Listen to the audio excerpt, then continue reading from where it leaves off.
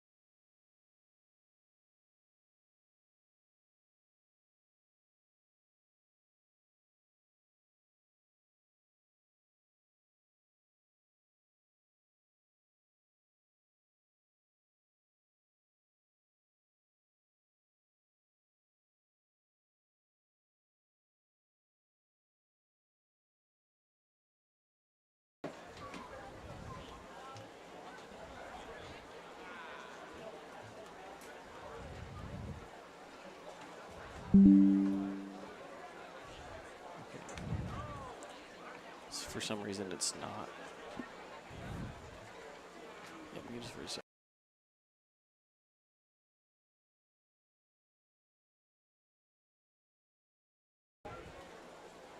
Welcome in, everybody. It's your Boulevard Home Game of the Week. A little bit of a late start here. We're getting some technical difficulties figured out, but I think we're on. We're good as the Snow Canyon Warriors coming out onto the field here. And we've got the Warriors and the Desert Hills Thunder for you tonight here on the Fan Sports Network. And again, inside your Boulevard Home Game of the Week. Boulevard Home making your house a home for 50 years here in southern Utah. Caden Formaster here and Paul Ratliff with you on the broadcast. And Paul, we've got ourselves a really fun Region 9 matchup here tonight with only 2 weeks left in region play. 3 games for each of these teams as we're heading down that final stretch. Yeah, we're towards the end stretch of the season here. It's going to get dialed in as far as who are going to be the top teams in the region. We're going to find out the process of elimination with the best teams taking out some of the lesser teams. But tonight, there's an opportunity for Snow Canyon, who's 2-5 on the season and had a kind of disappointing game last week. I was on the call for the Hurricane game against Snow Canyon, and that was a 35-7 home loss where you essentially made a quarterback change, and that was something I wanted to get to on the pregame show today, Caden, as sources are telling me that Brody Lounsbury, who was the second half starter last week, we're going to take a break for the national anthem. Need an appliance or two? AWP's got you. Check out the remodeled expansive showroom, highlighting the Cafe series with colors like matte black, matte white, and modern glass. Make your kitchen stand out. Come see the local boys at AWP across the freeway from the Bloomington Walmart. Welcome to the Back Nine. We bring the world's best courses to you. Elevate your game at any time with 24/7 access to top-tier golf technology and expert PGA instructors available. Back Nine Golf is a place to improve your swing for all ages. Join us today. Best Friends Animal Sanctuary in Kanab is open daily for free family fun. Take a tour, volunteer, hike a trail, or bring home a new best friend. Visit Best Friends today for magical memories that'll last forever. Create your own relaxing, comfortable space. Boulevard Home offers the guaranteed best prices on furniture, appliances, mattresses, and more. And buy with no interest financing. Shop Boulevard Home, because home is who we are. You could wander around a warehouse store forever and never find the one thing that could make all the difference. A helpful face? Now that's something to consider. Everything your local Bucks A stands for is written on our faces. Welcoming, neighborly, knowledgeable. When you're in need of a helpful face, visit one of our 3 Southern Utah locations.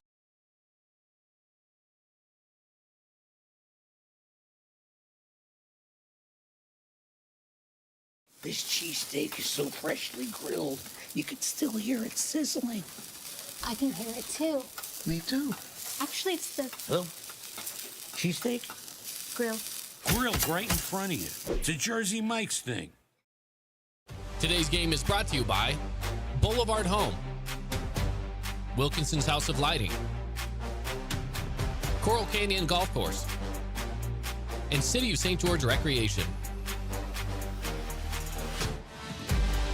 Welcome back on in, everybody, to our Boulevard Home Game of the Week. We're getting ready for the Desert Hills Thunder and the Snow Canyon Warriors. Paul, as we were headed to the National Anthem break, you were talking about the quarterback change here for the Snow Canyon Warriors. Yeah, sources are telling me that it's going to not be Joe Mack Smith tonight. It's actually going to be number 12, Brody Lounsbury. He played the second half last week, had a touchdown in kind of a losing effort as they were already down pretty big when he came in.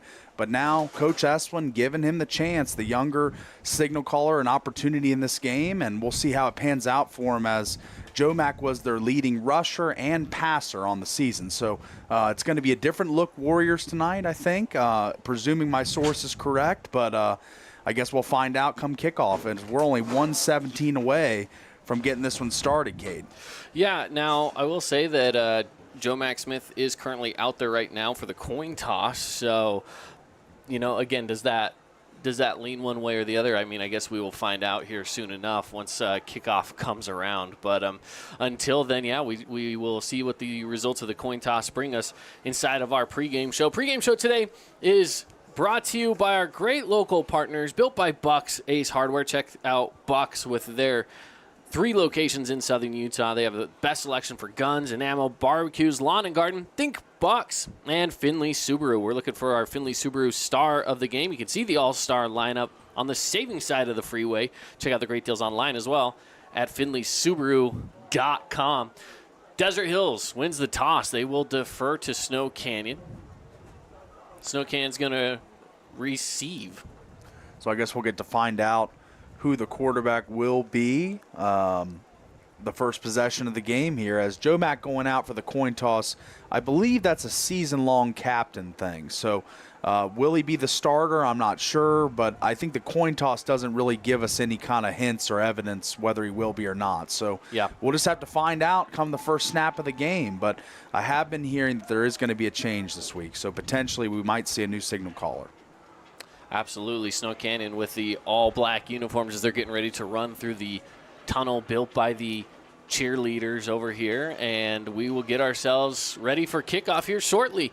We appreciate you joining us here on a Friday night, and I know that this is a big week for sports here in southern Utah, and really Friday night kind of kicks things off for us here because we have football tonight. We have the marathon tomorrow morning that's going to be not too far from here at Snow Canyon High School as they're coming down the highway, down Highway 18, and going to make their way downtown. Black Desert Championship as well, not too far from here, coming up this week. Was actually in Ivans at, speaking of Bucks Ace Hardware, was stopping in there to get some pellets for my smoker, and drove by out to Bucks in Santa Clara and saw the pick-up and ride location for the Black Desert Tournament. They have a little area designated where you can park and ride. So the preparation for the tournament just starting, and it's ramping up. It's going to be really fun next week.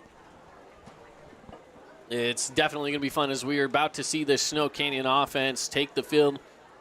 Pregame show as well, brought to you by some of our other great local partners, Honolulu Grill. You can check them out on the corner of 700 South and 700 East. They're spreading aloha, and you got to make sure to try their original Kava Aid. And, of course, Down East as well. Down East Clothing can save 30% off on all home products for a limited time at Down East. So, again, Snow Canyon will be back to receive. And the offense will get started there. Desert Hills is, according to Nolan Perry's power guide of Deseret News, Snow Canyon, or should I say Desert Hills favored in this one as they are getting ready to kick off here to the Warriors. And it's Hayden Porter getting ready to send this one away. And it's going to be a touchback. They'll bring it out to the 20-yard line for this Snow Canyon offense. Let's get to the Snow Canyon keys to the game here. Snow Canyon's keys to the game. Number 1, start fast. Yeah, I think that's simple for a team that fell behind pretty quickly last week. I think the goal is to score in the first quarter and score quick in the first quarter. That's got to be the number 1 key tonight for the Snow Canyon Warriors. The other one being QB comfortability. We talked about the potential new quarterback out there for the Snow Canyon Warriors. And I believe he is. Yes, he is. And the final one being trench warfare, making sure to hold down the Yeah. line, protect that new quarterback. And this is Brody Lounsbury. at quarterback. More mobile. As they send this one out to the far side and picking up a good chunk of yardage here. It'll be second down. And they're getting him a good chunk there, about 7 yards there, so it'll be 2nd and 3. Good run to start the game. Brody, obviously a new quarterback entering the game for the Warriors in his first ever start. So, but wow, spread him out 5 wide in his second attempt here, second play as a starter. Send a guy in motion, keeping it himself. Going through the middle, takes a hit, but it gets the first down. And this is what he did last week when he came in the second half. Showed the versatility as a runner and a passer. I know Joe Mack was the leading rusher and passer for the Warriors thus far this season. But Lounsbury kind of more of an explosive athlete and runner. Is he as refined as a passer that we're going to find out tonight? Fresh set of downs here. First down brought to you by Fabulous Freddy's, 2 locations here in southern Utah. Sending a guy in motion. Dropping a pass. It's up. It's tipped up and incomplete. It'll be second down. And that's a play for your quarterback, a new starter, a guy making his first ever start, that you got to make that catch for him. Even if it is a minimal gain, it's a confidence builder for Lounsbury. And Brody didn't get a help from his receiver there, but still an opportunity to pick up the first down, only second down here. An intended receiver was Ryder Entz.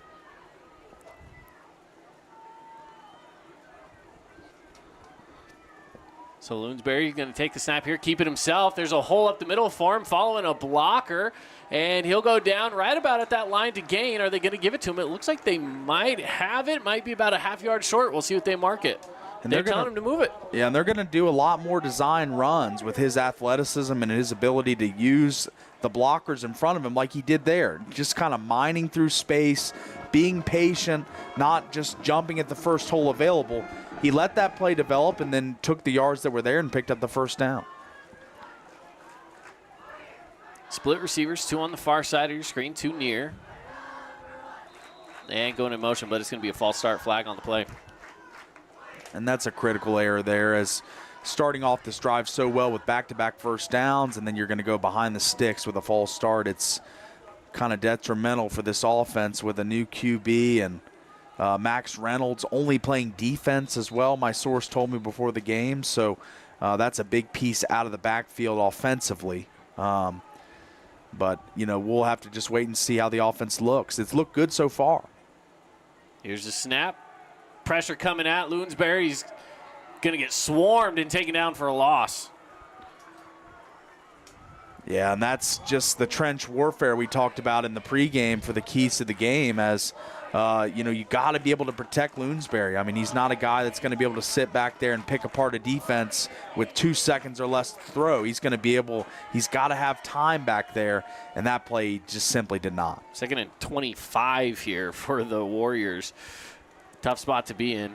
And they're going to go handoff here, and wrapped up pretty much immediately, but finding his way out of it, going to get taken again, and another flag comes out. And this one might end up being in the backfield because he got out of the one tackle and goes down for another one.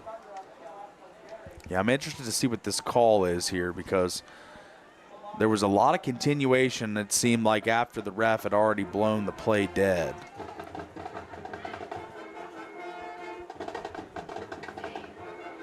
As we're waiting on the call here from the White Hat. Further discussion between the two officials.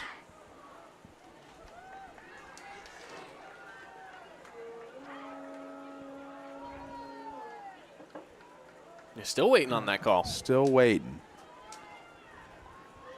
Well, they're going to move it up, so it's going to go against Desert Hills here. It's a face mask, yeah. It appears. So we replay second down again, and we'll move it up a few yards and we'll make it 2nd and 20.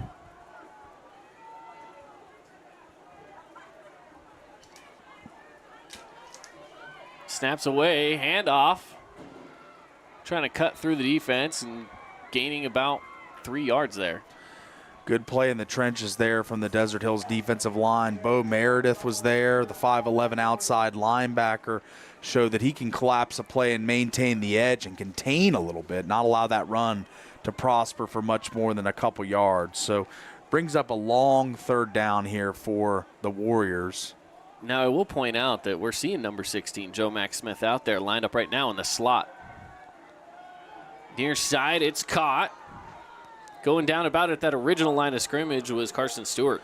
Yeah, I don't think there's anything wrong with getting Joe Mack involved as a skill player. He looks to be a really athletic kid, and if he isn't going to fill the hole at quarterback, he's definitely deserves a spot in the starting lineup as a receiver or tight end or something, because he's an athletic kid. But that's going to be a punt here situation for the Warriors after a great stop by the Thunder. And also hearing from my source tonight, Titan Mason most likely out tonight. Yeah. Which that was originally one of our keys to the game. Yeah. So we'll bypass that one. He's been dealing with the injury bug quite a bit this year. Snaps away. Here comes the punt, and it's kind of off the side of his foot. That's only going to be good to about the 50-yard line, and looks like on the far side of the field they're going to mark him around the 48 into Thunder territory, and they'll just put him right at the 50. So about a 6-yard, 7-yard punt or so. Yeah, not too far.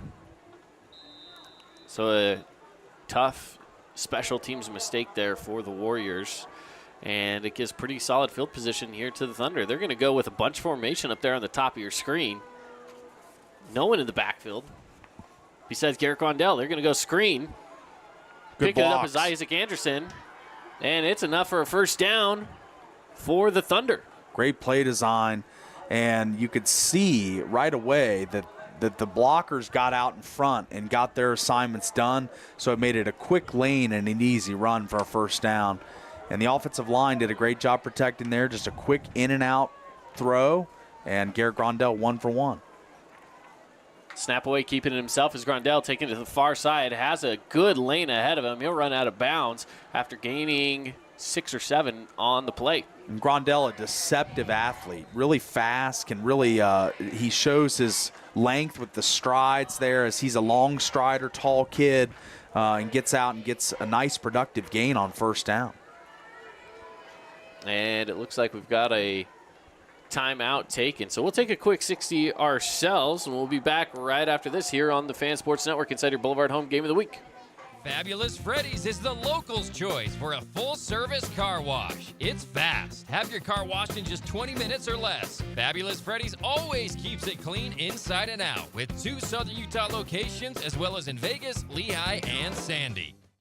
Huge news! Sport Court has a brand new showroom and design center, and it's next level. See why so many are choosing Sport Court here in Southern Utah for top quality basketball, pickleball, and multi-purpose courts. Learn more at sportcourtofsouthernutah.com. Today's game is brought to you by Appliance Wholesalers Plus, Bucks Ace Hardware. Back at it here, the Thunder march the football along here as a handoff to Isaac Anderson. He takes it up for what could be a first down. And how much of a resource is Isaac Anderson as Titan Mason appears to not be taking the field tonight? And that's got to be huge for the Thunder to have such a good back as their backup. You know, he's a very springy, fast runner, gets in the hole quickly, one cut and go, no hesitation. I've liked what I've seen from him so far. And that was enough to move the chains there for the Thunder. It's another handoff, this time taken down in the backfield, loss of 2. Yeah, it looked like Simona Filatolo missed the, I know I probably botched his name, but he definitely missed the block there on the outside. The 6'6" offensive tackle just got kind of the little inside fake by the defensive lineman and the spin out, and it caused a pile up in the backfield. Yeah, and that was Max Reynolds in on the tackle there for the Warriors. So here we go, 2nd and 12. Grondell takes a snap, play action, rolling out, pass across the middle. Caught, wow, what a play. That was hauled in by Gavin Young, caught it off of his leg. Incredible coordination there from Gavin, but a good throw by Garrett Grondell on the move. He executed that fake brilliantly, got a lot of the Warriors defenders to bite. And just sitting in the middle of the field, he finds an open receiver to move the chains, and this is a very impressive Thunder first drive. Inside the Red Rock Real Estate red zone as the Thunder now marching through. It's a handoff again to Anderson. Stays on his feet, but finally he's piled up and brought down after a gain of just 2. And that was the trench warfare. That goes both ways for the Warriors. They got to be strong up front. Last week, defensive line was a little bit of a sieve, let a lot of run plays through, and big run plays at that for Hurricane. They've done a better job tonight against the run, but getting a little gashed in the pass game from Garrett Grondell as he's completed a couple nice balls. Make it only 1 yard gain on the play. 2nd and 9.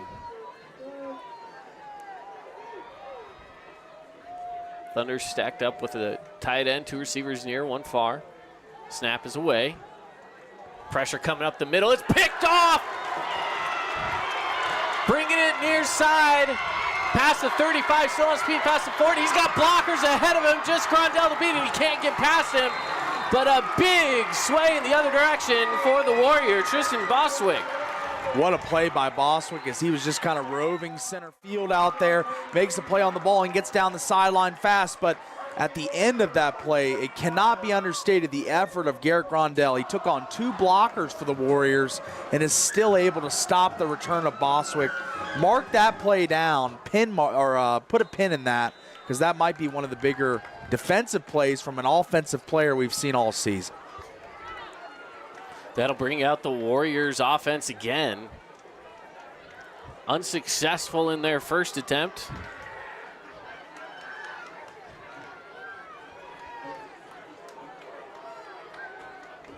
But now much better field position than they had in their entirety of their last drive. Yeah. Play action. Oh. Pressure gets there. It gets to the young quarterback. That's number 21, Hagen Reed, the DB, 5'11", senior, makes the play there as he just collapsed right on Loonsbury, and he had no time to throw the ball. He was backpedaling from the get-go, had no chance to set his feet.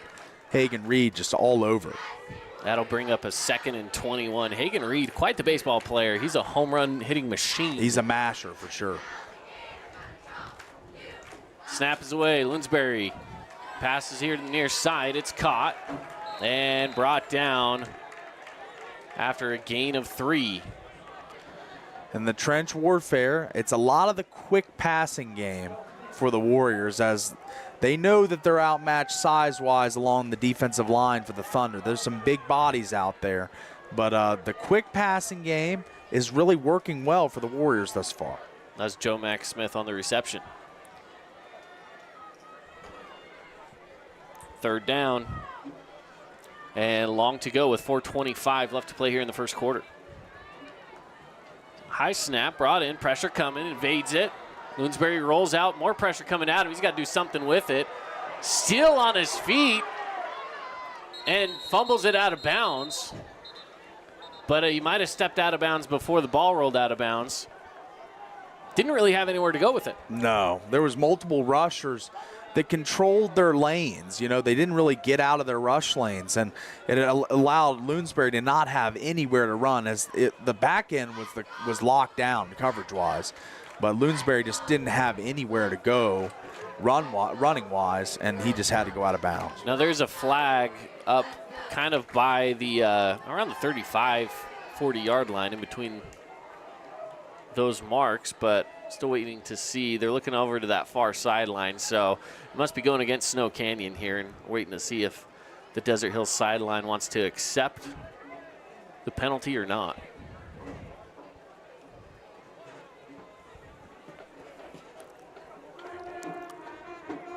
And if they do accept the penalty, it'll be 4th down. If they decide to, if they accept it, it'll be 3rd down.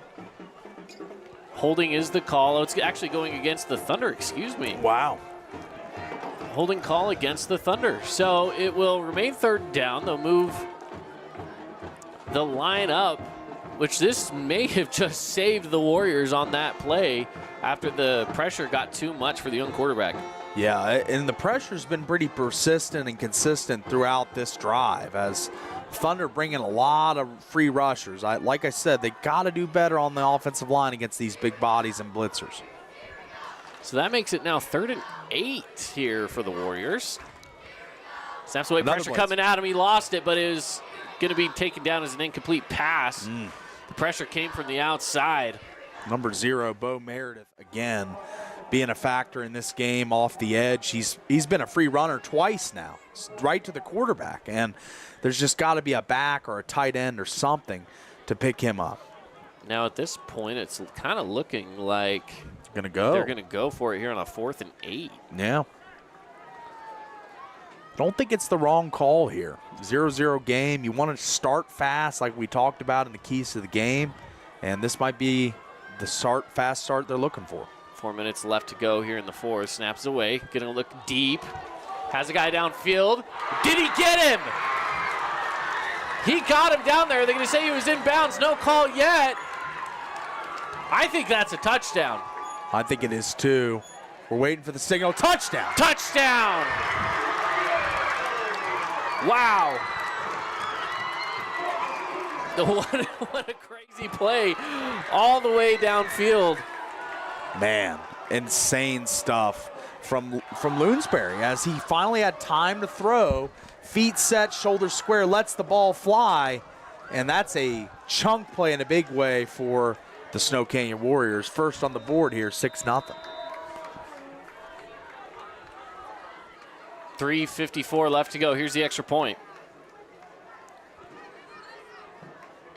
Snap is up. Kick is away. And it is good. Snow Canyon takes an early lead off of the Loonsbury deep ball into the corner of the end zone. How about it? Beautiful ball, right on the money, and the Warriors, with 3:54 left in the first quarter, up 7-0. And after last week, that's got to feel really good for Coach Esplin and this team. Absolutely. We're going to take a quick 30-second break as we come back here with 3:53 left to go in the first quarter on the Fan Sports Network.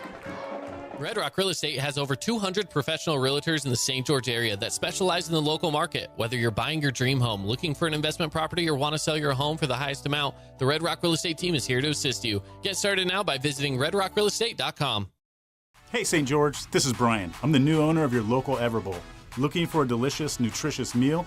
Come to Everbowl. Our acai bowls are packed with superfoods to fuel your day. And it's where Region 9 sports fans fuel up.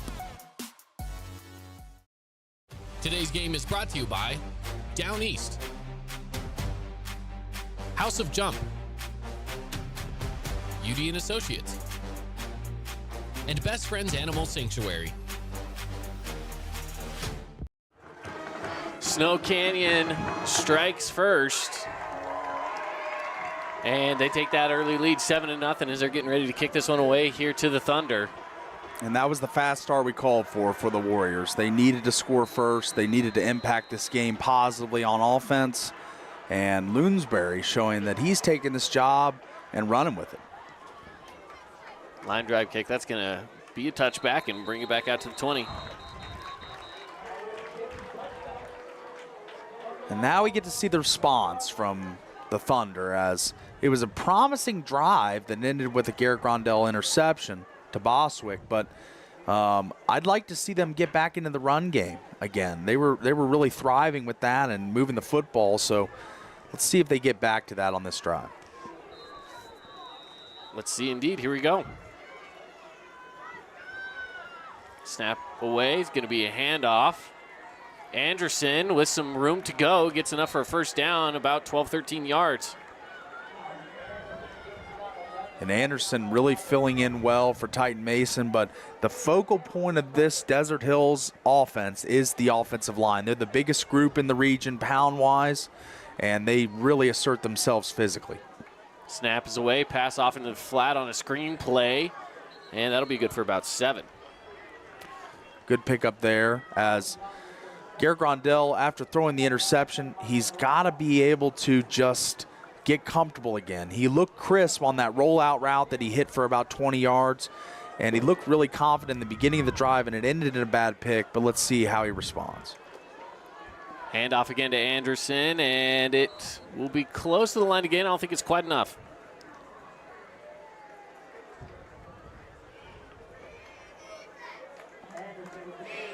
And it will be 3rd and 1. I still can't stop thinking about that JT Westbrook reception in the corner of the end zone there for the touchdown. Yeah, that was something. For a quarterback making his first start, to throw a ball like that, pretty impressive. 3rd down, 1 to go. Handoff, going up the middle with it. It'll be enough to get that first.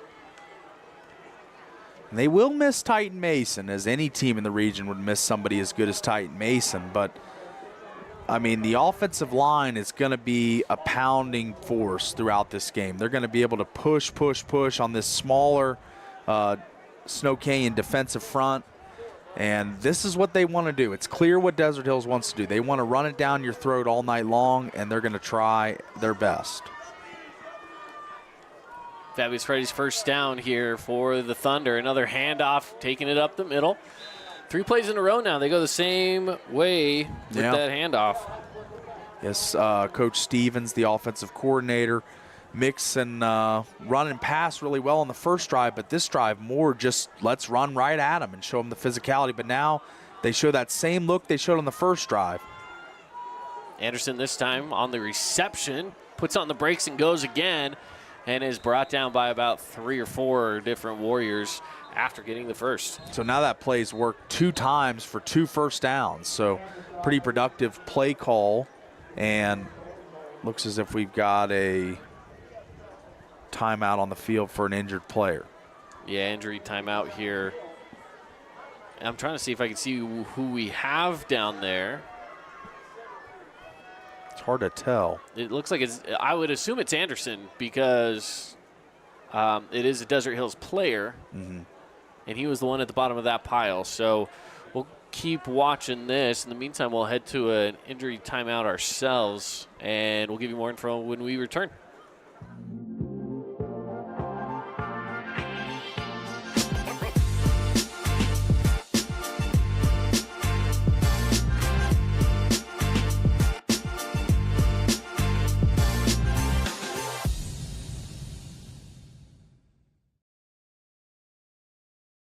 Scooter's Coffee and Hurricane is the best way to start your day or get you through your day. From breakfast sandwiches to cinnamon rolls to amazing smoothies and, of course, coffee, anytime is a good time to sip and smile. Scooter's Coffee, open 7 days a week.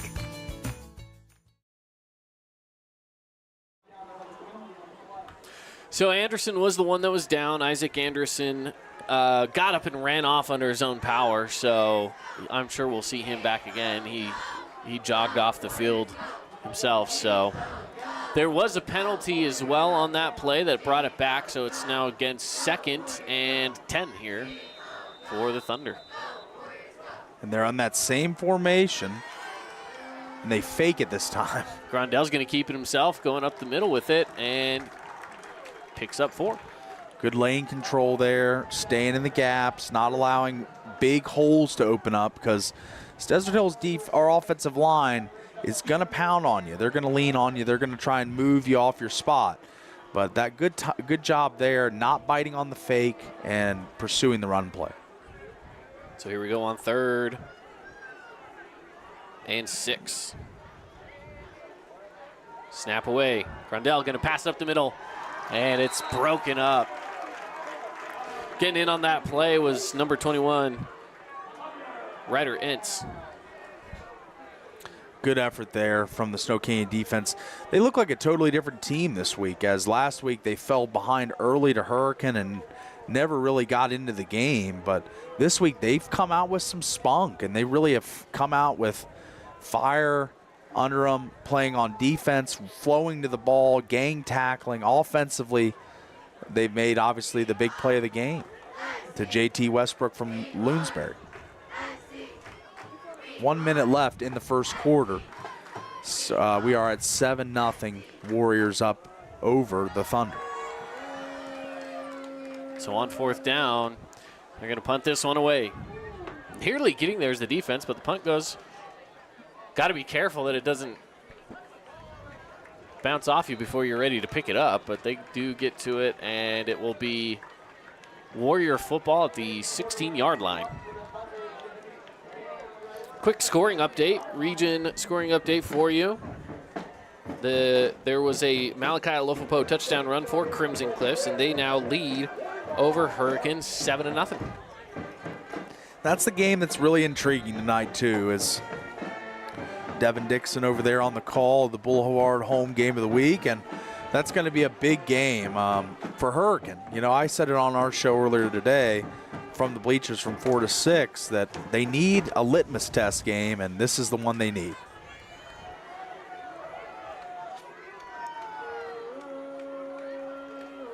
So we go on first down for the Warriors. Keeping it going up the middle, and a good run there for Lounsbury. And that's what he can do. He showed that in the second half last week with his versatility as a thrower, as a runner, the design stuff, as we see another design run there. Carves through the middle of that Desert Hills defense and picks up another first down. And I feel like the offensive line for the Warriors done much better early on in this game than I would have expected against this big, daunting Desert Hills front. Fresh set of downs, 1st and 10. Snap away, they're going to go with a handoff here. And they push it up the middle for a gain of about 6. And that's Kel Esplin. Esplin, a guy that averages over 60 yards a game on the ground. And we got the end of the first quarter. End of first quarter and an injured player as well. We'll give you more info on the injured player when we come back from the first quarter break here on the Fan Sports Network.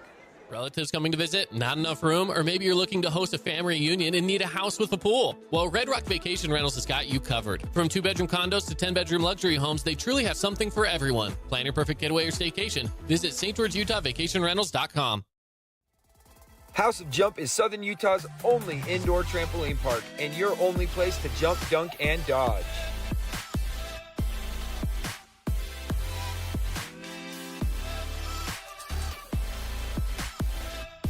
Head on over to our house, the House of Jump. Aloha, sports fans. It's Boo and Nick from Honolulu Grill. Come get a taste of the islands. Try our famous Kahlua pork or tender teriyaki chicken, and you'll love our mac salad and sweet sauce on your rice. Don't forget to try our original Kava 8 at Honolulu Grill. It's game time. Oh, hello, Italian nightclub from Jimmy John's. Ciao, freshly baked bread piled with Italian-style meats. Hey, hand-sliced veggies. Am I obsessed with this sandwich? Yeah. So what if I am? Jimmy John's. Order online or on the app.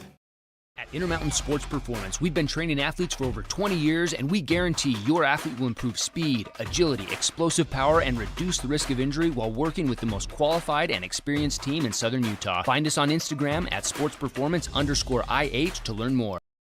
Today's game is brought to you by Everbowl, Back 9 Golf, Fabulous Freddy's, and Great Harvest Bread Company. Welcome back in second quarter here on the Fan Sports Network. So the injured player coming out of that was Terry Hamilton. He got up and walked off under his own power.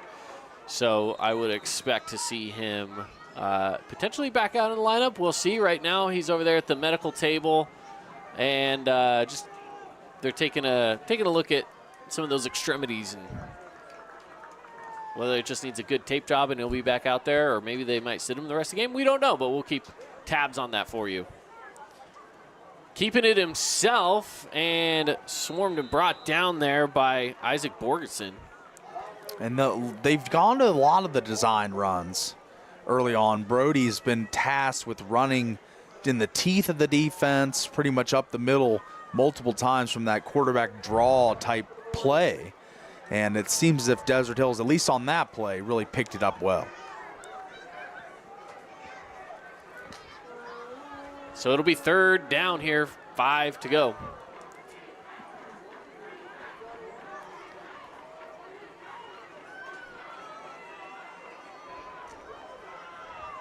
Trips near side.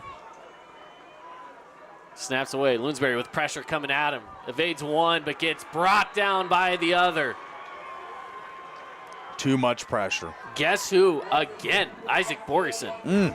Back-to-back plays. That's a guy that is making his name heard in this game as the Warriors kind of an ineffective drive there, can't get out of their way. Multiple negative plays, so now that brings out the punt team, and Thunder with an opportunity to tie this game with 10:45 left in the second quarter.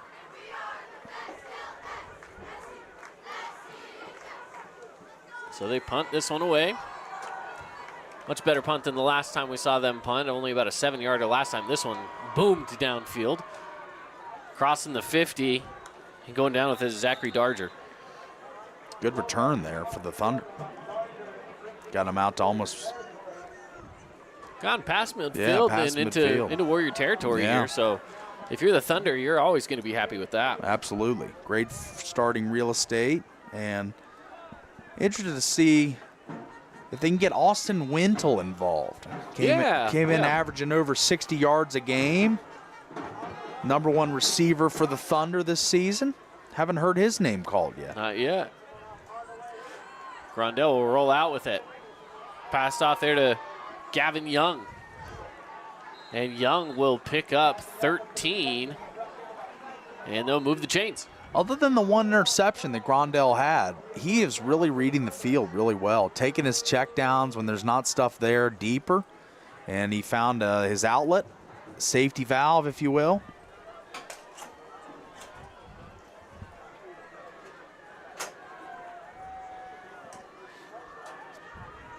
Here's a snap. Rolling out again. Pass across the middle. Staying on his feet. Is it enough for a first down? Not quite sure if it will be. But there is a flag on the play right here on the near sideline. I'm not sure what the call will be here. Sideline warning. What's interesting is the flag was here where the team isn't even at. You know, the team has a specific box, and they sit between the 25-yard lines. The sideline warning was about at the 20-yard line where some of the medical staff is at for the Warriors. So I don't know if the sideline warning was against the players or against the rest of the sideline.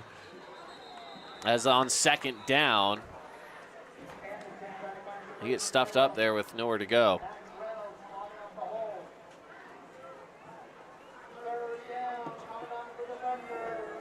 It'll be third down. Desert Hills just needs to gain 1. Couldn't do it, just barely on second. Can they do it here on third? Good opportunity here as they're already down 7-0 on the scoreboard. They need this first down here. Two backs, keeping himself on an option plays Grondell. He's going to push through and get stacked up at the 20-yard line. He has plenty for the first down. Grondell, like I was saying on the first drive of the game, he's a long strider, kind of picks up speed as he goes. Kind of deceptive athlete. You wouldn't think he's as quick as he is, but that dude can move. He can really get going upfield in a hurry. So the Thunder looking at their most prosperous chance to score right now inside the red zone. And you might look at his yards per game and think that it's, you know, yards per game isn't fantastic, but he does situations like that on a short where you just need a first down. As it's Anderson running all the way down inside the 10. It's going to be first and goal here now for the Thunder. I think Anderson's been pretty good off the bench here. Yeah, he has.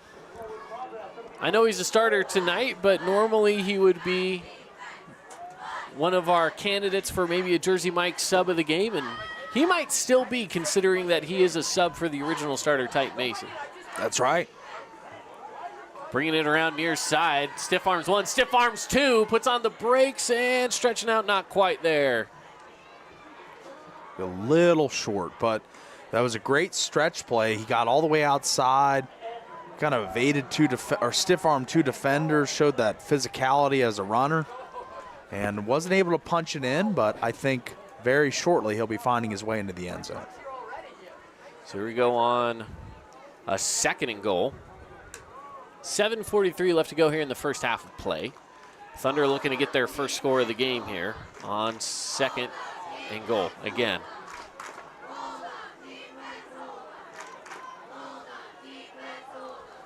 Snaps away, and it's a handoff again to Anderson. He's going to bounce his way through for a touchdown.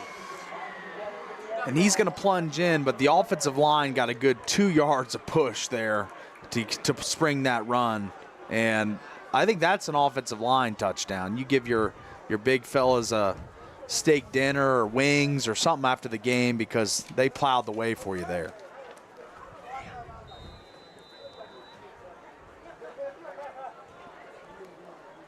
Extra point on its way. And that'll be good. This game's tied up at 7 apiece now as Desert Hills finds their way into the end zone for the first time tonight with 7:25 left to go in the second quarter. We'll take a quick 30-second break, and we'll be back right after this. From bold statements to subtle compliments, Wilkinson's House of Lighting will help you more fully enjoy all the different spaces in your home.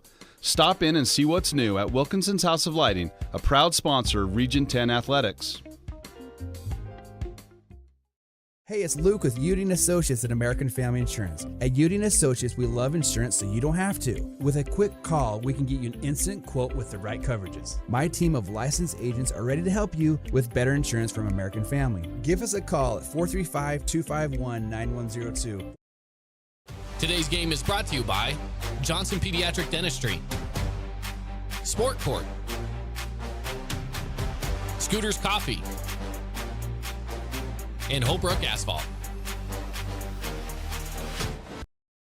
Peek there at the bike park just across the street here from Snow Canyon High School. Paul, are you going to be hitting up that bike trail anytime soon? I'll leave that to the experienced veterans when riding BMX bikes, as I'm not really in that forum anymore. This is a returnable ball here. Picked up at about the 5 and taken down to the 26, 27-yard line here, and that's where the Warriors are going to start off their offense. Yeah, the Warriors looking for a response after a strong drive there from Thunder to tie the game, but I think after about a quarter and a half of play here, I think that the Snow Canyon Warrior offense probably moving a little better tonight than I saw in my games I've called from them in the past. So Lewinsbury really looking like maybe the guy. Yeah, Brody Lewinsbury, he's been fun to watch here as a young sophomore, is getting some time. Here he goes. He's going to keep it himself, following some blockers around to the far side. Hasn't cut in yet, and does so for a gain of maybe 2 or 3. Yeah, that's an east-west run there, not really getting north-south. And you need to hurry on these plays because the hole opens up it's kind of a variable time period, so he kind of didn't find the hole in time that play. Second down, trips near side, keeping it himself, and he's going to get brought down in the backfield. It'll be 3rd down and 2. Thunder defense just really starting to sniff out the design runs, as they really have only thrown, 3 or 4 passes in this game, Caden? It doesn't seem like Snow Canyon's put the ball in the air very much. The one time they do, the one deep ball we saw was a touchdown. That's right. Brody's really got some touch on his ball, and I'd like to see them throw it a little more, let him loose a little bit. On 3rd down, 4 receivers going out. Pass out to the side. It's hauled in for a 1st down. There we go, just like you're saying. Let's get a little zip on it. That's right. Start throwing the ball a little bit, as when you run, quarterback design runs too, it's going to lead to the box being stacked by Desert Hills, and that's what you want to avoid. Keep them guessing a little bit. On 1st and 10. Just under 6 minutes to go here in the first half of play. We've got trips near side. And here's the snap. It's batted away. Did they bring it back in? No, they're going to say it's incomplete. But the Thunder rushed 7 there against the Warriors. Yeah, that's like the old play that you use in Madden called Engage 8. It wasn't quite 8, but 7. Blitzers coming right at Brody Lewinsbury, and he's unable to make the play there. And now it's going to bring up a... Should be a third down I thought. Maybe not. Maybe it is only 2nd down. Keeping it going up the middle, and again, it's a loss here on the play.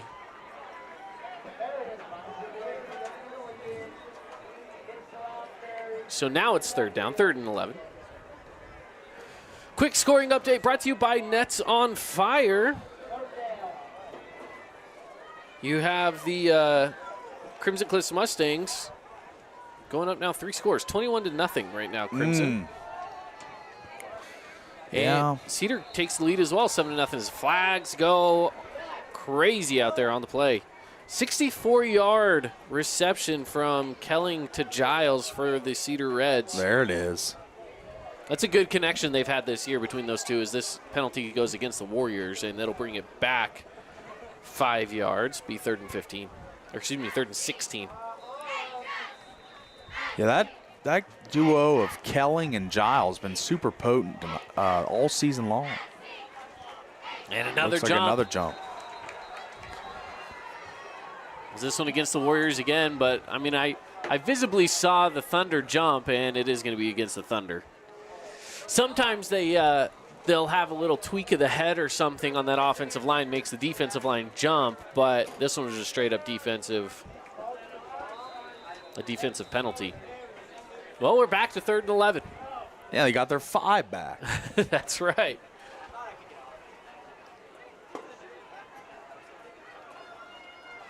Snap away, pressure coming at him, pass up the middle. It is down, but there's a flag on the play. Ball goes incomplete. Flag will bring it out. Should be a first down here for the Warriors after the penalty. Seen more flags in this game than I have in just about any other game we've called this year. Yeah, been a lot tonight. A lot of laundry flying, but I feel like they've kept the game moving pretty well, you know, other than the flags and the stoppages. But the officials done a pretty good job tonight, I think, calling the game fairly. So sometimes there's just more flags than other nights, and that just appears to be what we're in for tonight. Has this been a little chippier of a game? And it looks as if the Warriors going to be granted a first down there. Well, sure enough, they are moving that along.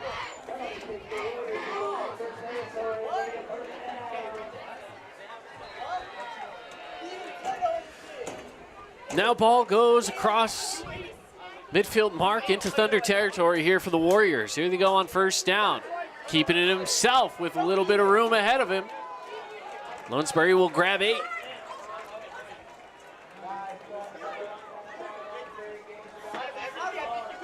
And Loonsbury starting to show that those design runs, even though I'm saying they may be snuffed out, he's still finding a way to move the ball with those design runs. So throwing it back in my face a little bit there.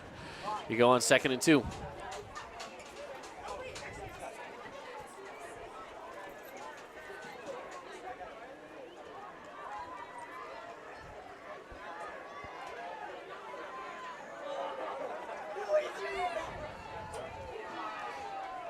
Taking their time here on this one, and here we go. Receiver's going out, going up the middle with it, and overthrows his receiver, incomplete, 3rd and 2. And just a little bit too much air on that ball, and he had time, as you know, the offensive line provided the protection necessary to make the play there, but was unable to get the throw located to his receiver, which is going to bring up a 3rd and 2, like you said, Caden. And this is probably one of the bigger plays of this game thus far, as we're in a tie ball game with 3:44 left in the 2nd quarter. Yeah, these are some of those plays where you really need to make some moves here. Yeah. On a 3rd and short. Here we go. They're down, pressure coming at him, evades it. Gets rid of the ball, and it's broken up. It'll be 4th down, 4th and 2. He took a shot there, too, as it was right in the face of the rush and just got hammered over when he let that ball go.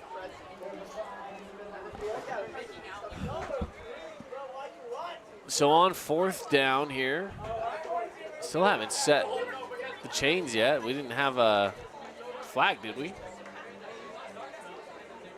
I don't think so. Or did we?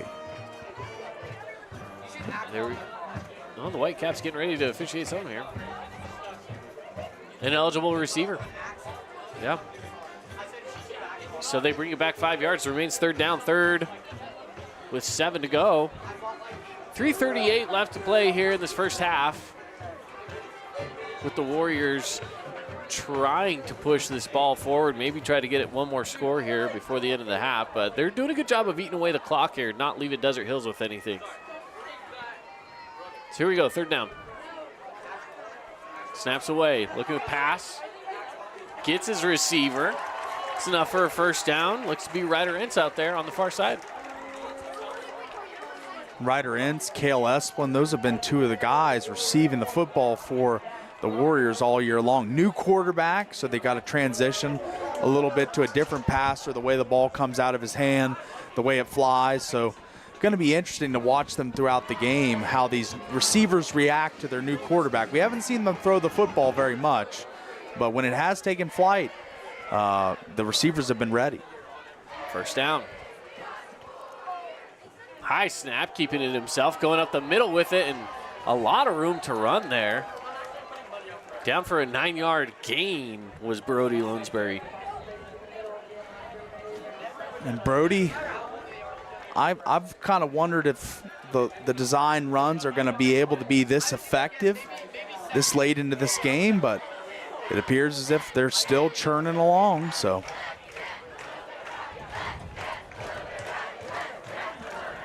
Second and 1. And looks like there's going to be a timeout taken. Timeout, Desert Hills. So with 2:53 left to go, we take a timeout here, brought to you by Udy and Associates. You can give Luke Udy a call at 435-251-9102. See how much you can save. Quick 30 seconds. We'll be back after this. Own property and want to rent it? Then you need the right team with 11 years of local experience, a staff of over 25 employees, and a 4.9 Google rating. Aim to maximize your rental income and find quality tenants while keeping turnover low to increase your revenue and truly maintain your property. Learn more at redrockpropertymanagement.com. Hi, I'm Jermaine O'Jegman from The Rink, and I'm inviting you to come out and skate The Rink. The Rink is the hot spot in town for big group events and kid birthday parties. We now have a karaoke room and retro skate night every Friday night. Visit skatetherink.com to learn more and let the good times roll at The Rink. At Great Harvest, we believe in crafting more than just bread. We provide crisp, garden-fresh salads and savory sandwiches. Everything from garden-fresh ingredients to our signature handcrafted bread. Our friendly staff will guide you to find a meal that will leave you craving seconds. At Great Harvest, we truly provide something for everyone. And don't forget our baked goods. Satisfy your sweet tooth and finish your meal with a brownie or cinnamon roll. Come visit us at Great Harvest. Second down here after the timeout from the Thunder.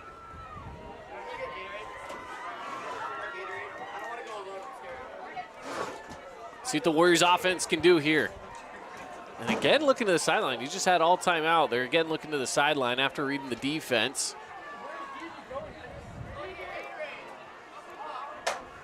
And here we go. On the option, flicks it backwards. The defensive pressure. They knew it was going to be a run play. They brought everything. Yeah. Oh, man. They knew the run was coming as the stacking the box just continues to be a problem for the Warriors, as some design runs work, but others don't. So that one was an example of one that did not work, and it brings up a 3rd and long here. And for a quarterback making his first start, this could be a difficult play. I think the Thunder are going to bring a lot of people once again. Now this is 4-down territory here for the Warriors as well, so they got realistically 2 plays to go 7 yards. More pressure coming at him, wide open, and it's a first down for the for the Warriors to Cale Johnson. Cale Johnson, another one of those receivers that finds himself in the soft pocket of the zone, getting open, and Brody finds him, and that executes another first down. And with 1:47, they're doing an excellent job of leaving no clock for the Thunder. Marching down almost into that Red Rock Real Estate red zone, just about 2 yards out of it. High snap again, pressure coming from the outside, dumps it off, it's picked off! And immediately brought down, but it is now Thunder football. And that was number 15, Boston Bundy. Thunder defense swarming on that play, as this might be kind of a defensive grudge match, as we've seen the Thunder really bear down and a couple defensive possessions, and the Warriors with the interception and run back. So this might be more of a defensive struggle tonight, and I didn't expect that coming in. Here's the snap. They're going to go with that screen play. They've done this before. It's Anderson with the pressure coming at his back. He's got enough for a first down and extra for about a 16, 17-yard gain. Pretty productive play there as the Thunder starting to go hurry up with some tempo here with 1:16 left in the first half. Pass towards the outside, picked up by Gavin Young, and he's going to take it out of bounds after a gain of 4. Make it a long 3. Long 3. And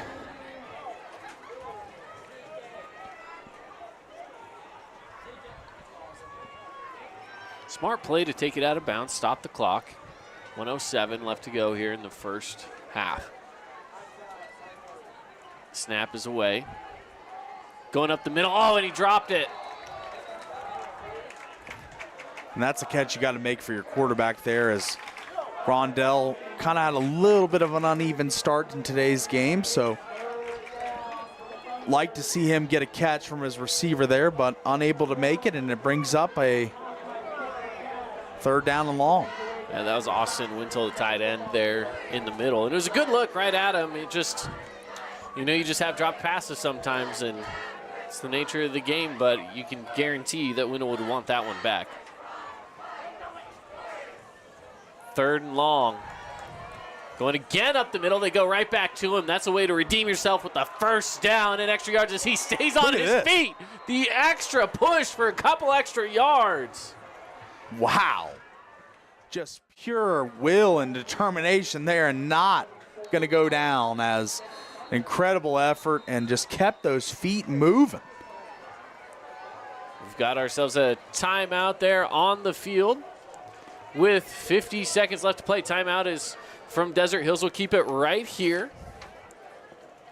Again, timeout's brought to us by Udy and Associates. I want to thank some of our other great local partners bringing us Region 9 football this week and every week. Holbrook Asphalt, of course, is bringing us our replays. We saw a great replay just barely of that first down for the Thunder. And don't forget, after the game, if a team scores 25 points or more, you get your first 5 ounces free at Yogurtland after the game. Just go let them know that the Big Score dessert is in effect, and that first 5 ounces is free, courtesy of Holbrook Asphalt. Now again, that's just a region team. It doesn't have to be this game, as long as there's a region team in Region 9 that does so. And last I checked, Crimson Cliffs was at 21 points. So it's very possible that you will get that Big Score dessert tonight here on a Friday night. Yeah, absolutely. Love the Big Score dessert. Love Yogurtland. Obviously love the toppings. You can just load it up with gummy bears and Oreos and all the good stuff. It's really bad for you, but it tastes great. So it could be worse. Frozen yogurt's one of the healthier dairy treats. You're right, but I'm talking about the toppings. Sometimes the toppings. I get a little in trouble with the toppings. I understand. The sugar. That's where you get the real sugar coming in right there. Grondell looking to pass. He's going to go downfield. Wide open receiver and overthrows him. Had a chance there. He had a chance indeed. And that was a wide open receiver. Just nobody anywhere close, and not even in the zip code. Yeah, that was tough. William Pattison was the intended receiver. It'll be now 2nd down. I like that play call, though.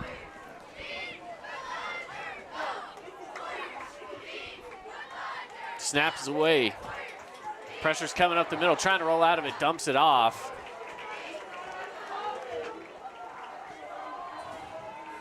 So an incomplete pass, and it'll bring up 3rd down. 3rd and long here for the Thunder, and see what they draw up here. I mean, would you take a shot in this situation? I mean, you don't have to take a shot downfield at this point. You just want that first down. but you're also, again, in 4-down territory. So you don't have to take a shot. You don't have to get the first down, but it'd be nice to get the first down. Sure. If anything, get yourself in field goal territory and go up at the half 10-7 here. That would be your worst case scenario for Desert Hills. That's still a good scenario, right? Best case would be just go out and get a touchdown, but we do have that flag on the play that's going to go against the Thunder and bring it back even more.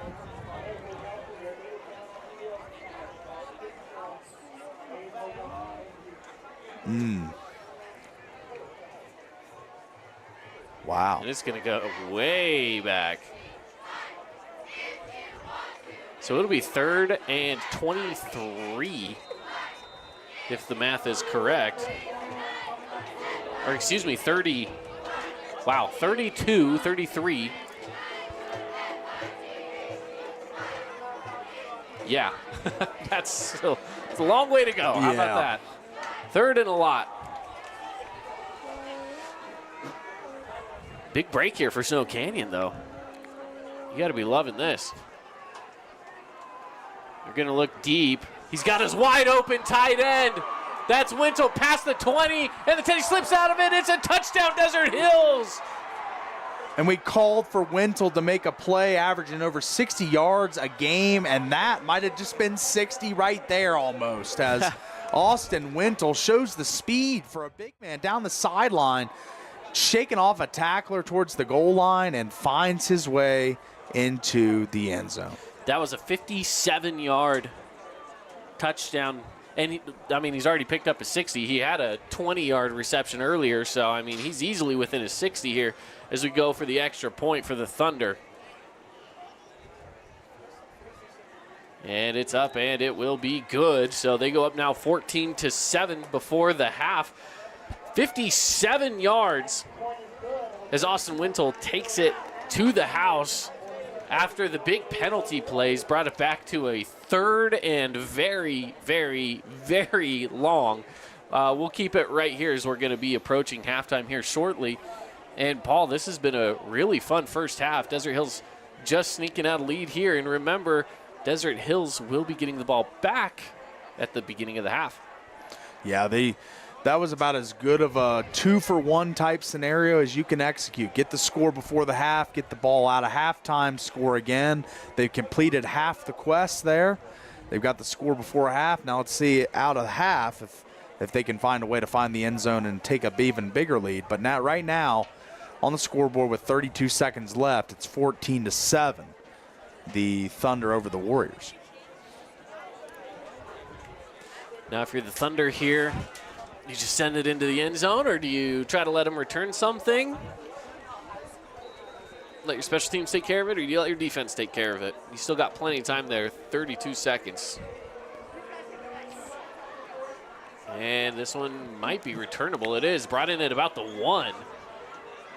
With maybe some blocks ahead, and diving forward after a defender jumps in the path. The Warriors offense will start this thing at the 33-yard line. Pretty good return there and good starting field position, but is there enough clock? 25.2 seconds left here. Is there an opportunity to at least get in range for 3? You'd have to think that they'd have to turn Brody Lonesbury loose a little more and maybe let one fly, but I don't know. You might be content to go into half 14-7. Don't want to make a mistake here, give the Thunder an opportunity. No, I would expect that they probably go run here, and maybe that might even be the last play, just one single run and call it good. It's right to half, yeah. But who knows, maybe they're going to take the shot. Short pass, goes out of bounds with it, so. Preserve some clock. They might try to start marching this with some out plays here.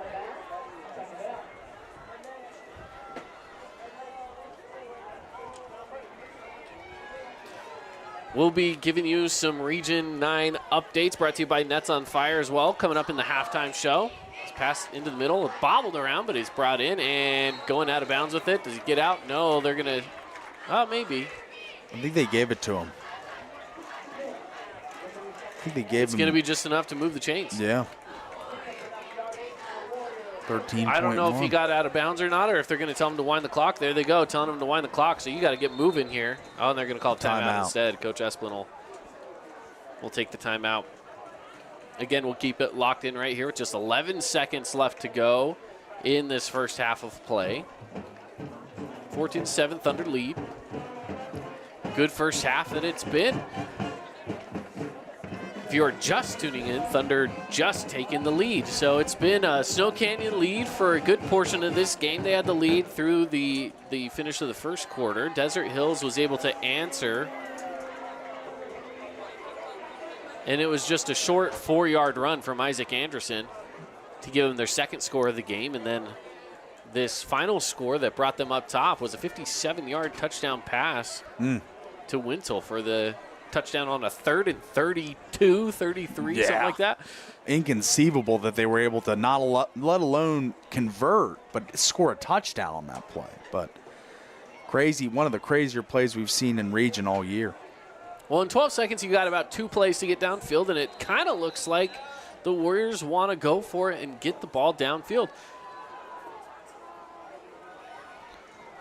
Snaps away. They're rushing 4. Time to get rid of it, but you got to go now. He doesn't get rid of it in time. Big defensive play. And that will do it. That is the end of the first half. Your score, Desert Hills 14, Snow Canyon 7. Coming up next, it is the Great Harvest Bread Company halftime show. Stick around with us here on the Fan Sports Network. At Grass Creek Construction, they put their heart and integrity into every build. Their team is committed to delivering top-quality commercial projects that stand out. Integrity is their competitive edge. Building with passion, building with purpose, proud sponsor of local sports. Need an appliance or two? AWP's got you. Check out the remodeled expansive showroom, highlighting the Cafe series with colors like matte black, matte white, and modern glass. Make your kitchen stand out. Come see the local boys at AWP across the freeway from the Bloomington Walmart. Welcome to the Back Nine. We bring the world's best courses to you. Elevate your game at any time with 24/7 access to top-tier golf technology and expert PGA instructors available. Back Nine Golf is a place to improve your swing for all ages. Join us today. Best Friends Animal Sanctuary in Kanab is open daily for free family fun. Take a tour, volunteer, hike a trail, or bring home a new best friend. Visit Best Friends today for magical memories that'll last forever. Create your own relaxing, comfortable space. Boulevard Home offers the guaranteed best prices on furniture. You could wander around a warehouse store forever and never find the one thing that can make all the difference. A helpful face? Now that's something to consider. Everything your local Bucks A stands for is written on our faces. Welcoming, neighborly, knowledgeable. When you're in need of a helpful face, visit one of our 3 Southern Utah locations. Your child's sports journey starts with the City of St. George Recreation. From their first steps on the court or field to becoming a star player, our youth sports programs are here to develop talents and teamwork skills. So get out and play. Check out all the sports and get signed up at sgcityrec.org. Hey, it's Marco from Coral Canyon Golf Course inviting you to play the course with the best backdrop in Southern Utah. Make sure you get out and experience great golf for a great price at Coral Canyon. Visit coralcanyongolfcourse.com or call us at 435-688-1700 for your tee times. Fabulous Freddy's is the locals' choice for a full-service car wash. It's fast. Have your car washed in just 20 minutes or less. Fabulous Freddy's always keeps it clean inside and out with 2 Southern Utah locations as well as in Vegas, Lehigh, and Sandy. Huge news! Sport Court has a brand new showroom and design center, and it's next level. See why so many are choosing Sport Court here in Southern Utah for top quality basketball, pickleball, and multi-purpose courts. Learn more at sportcourtofsouthernutah.com. Remember when Down East was all scratch and dent furniture? Your go-to for dorm rooms, kids' rooms, and first homes? Well, the times have changed, and Down East has changed with you. Down East is proud to offer our beautiful collection of high-quality furniture designed to elevate your space and make a statement. From stylish sofas and dining tables to cozy bedroom collections. If you're starting fresh or looking to upgrade, Down East has everything you need to create the home you'll love. We love giving back to our community, and over the years, we have provided vehicles for families in need, supported local charities, and helped train our first responders. Dealer Collision, your place for collision repair. Check out this week's edition of TGIF on stgeorgenews.com. TGIF is your weekend adventure guide to all the fun and exciting things going on in southern Utah this weekend. Find this week's edition at stgeorgenews.com and click the shows on the menu tab. Have a blast this weekend. Red Rock Real Estate has over 200 professional realtors in the St. George area that specialize in the local market. Whether you're buying your dream home, looking for an investment property, or want to sell your home for the highest amount, the Red Rock Real Estate team is here to assist you. Get started now by visiting redrockrealestate.com. Welcome back in, everybody. It is your Boulevard Home Game of the Week here on the Fan Sports Network. Boulevard Home, making your house a home for 50 years here in southern Utah. Go check them out. They've got all sorts of furniture for every room in the home. Now, Paul, halftime here, 14-7. So we are now inside of our Great Harvest Bread Company halftime show. Go check out their 2 locations. I just had lunch there earlier this week, and I got to say, there's something about, they have a sandwich there, and I wish I could remember what it's called off the top of my head. But it's like it's got like a jalapeno jam, and it's like a grilled cheese with like this jalapeno jam on it. Okay. So good. That sounds great. It is so good.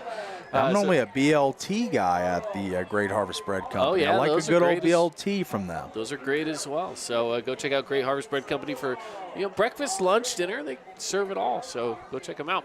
All right, inside the halftime show here. Again, 14-7. First half highlights. Snow Canyon actually got out to a pretty good start, and we've been seeing some good things from the young quarterback in Brody Lansbury. And for the Warriors here, this has kind of been just a recent switch. The last game they played against Hurricane, things weren't really clicking the way they wanted it to with Joe Mack-Smith. Today, they put in Brody Lansbury as their starting quarterback after having him in the second half of the game last week. And they've moved Joe Mack-Smith over to a receiver position. We've seen him catch a couple of balls here tonight, so he's just an athletic kid. You can kind of put him anywhere, which is kind of why they put him in at QB in the first place. But now they're putting him into a receiver position. I think I kind of like the direction that Coach Esplin went here with this Warrior offense, because they have got points on the board already after a big, deep shot, 36-yard touchdown to JT Westbrook from Lounsbury. Yeah, that was a beautiful ball right in the right corner of the end zone. Just a perfect location for JT Westbrook to make that play, and it was kind of a 50-50 if he was in or out. We thought he was in. The officials thought he was in. They give him the touchdown. But that's the lone score for the Warriors as the Thunder responded quickly with a great drive that ended in an Isaac Anderson touchdown, and then the long shot to Wintle to end the half. I mean, that's probably the play of the game right now, as just an incredible play design to get him that open. I mean, he was just wide open all alone. So yeah, he was. Some big defensive plays as well. Isaac Borgerson has just been a terror getting into the backfield against the Snow Canyon offense, and that's one of the biggest keys to the game that we had for Snow Canyon was, you got to be stout in the trenches. That trench warfare is important, and that means you got to stop those linemen and the linebackers from getting back there to your quarterback. And we've seen too many times that they've been able to do that. Right here, last play of the half, we saw a sack on the quarterback. So just too much pressure getting back there to your young quarterback in Lounsbury. So if you're the Snow Canyon Warriors, to me, you got to clean that up just a little bit more. And the Warriors, I feel like the offensive line has done really well in this game, despite a few plays. I mean, that last drive and when the Thunder bring a ton of blitzers, it makes it tough on them. But they're really undersized in this game along the front, and I feel like they've done a pretty good job protecting Lounsbury, except for the few hits that he takes. And then I think the design runs help take a little bit of the pressure off him too. So Snow Canyon doing a couple things to help with protection, help a young quarterback get the ball out on time, and it's working pretty well. I mean, only down 14-7 right now. And with that as well, we do have some other scores from around Region 9 to report on. These are brought to you by Nets on Fire. You got to go check out Nets on Fire as your premier training facility for your athlete, with individual training to camps and so much more. You can get more details on their website, netsonfire.org. They're building champions on and off the court. All right, so score updates. Halftime right now between Crimson Cliffs and the Hurricane Tigers. Crimson Cliffs Mustangs right now lead that one 28-0, which does mean, Paul, that Holbrook Asphalt Big Score dessert is in play. So after the game, head on over to Yogurtland. Get your first 5 ounces for free. That's right. Get those toppings loaded up on there. I was talking a little bit in the second quarter. The Oreos, the gummy bears, the chocolate morsels. There's so many different options that make that Yogurtland experience so good. So get over there. Get those first five free ounces. Absolutely. And the other scoring update that I'm seeing here from Dixie and Cedar, of course, that is up in Cedar, is that Dixie, after Cedar went up an early 7-0, Dixie's Rand Sawyer had a short touchdown run to tie it up at 7 apiece with 2:30 left to go in the second. Cedar fumbled it away on the very next play after they were given the football back, and then Sawyer comes back with another rushing touchdown with just 18 seconds left to go in the first half. So Flyers at halftime, 14-7. As we're seeing the score here, Desert Hills 14-7 over the Warriors. So right now we're seeing some good, tight, close games between two of the teams here, and right now Crimson Cliffs is taking it to the Hurricane Tigers. Yeah, the Hurricane Tigers not having as easy as a week this week as they did on this very field last week, as they kind of steamrolled the Snow Canyon Warriors last week, 35-7. But this was a game that they were much more competitive in the early junctures, but now Crimson Cliffs starting to pull away as they've really, asserted themselves running the football, throwing the football. Malachi Alofapo already with a touchdown and, multiple touchdowns scored now for the Mustangs, as that's starting to get a little out of hand. Yeah, it is for sure. You got to make sure to just keep it clean, right? Keep it all cleaned up, and hopefully you have a little bit more success here with that in the second half. Let's take a quick break here inside of the halftime show, and we come back. We'll continue to give you more coverage as we take a look back at the first half and see what we need to clean up in the second half, see what both these teams can do better as we move on here out of the halftime show. Again, brought to you by Gray Harvest Bread Company. That's next here on the Fan Sports Network. Hey, St. George, this is Brian. I'm the new owner of your local Everbowl. Looking for a delicious, nutritious meal? Come to Everbowl. Our acai bowls are packed with superfoods to fuel your day. And it's where Region 9 sports fans fuel up.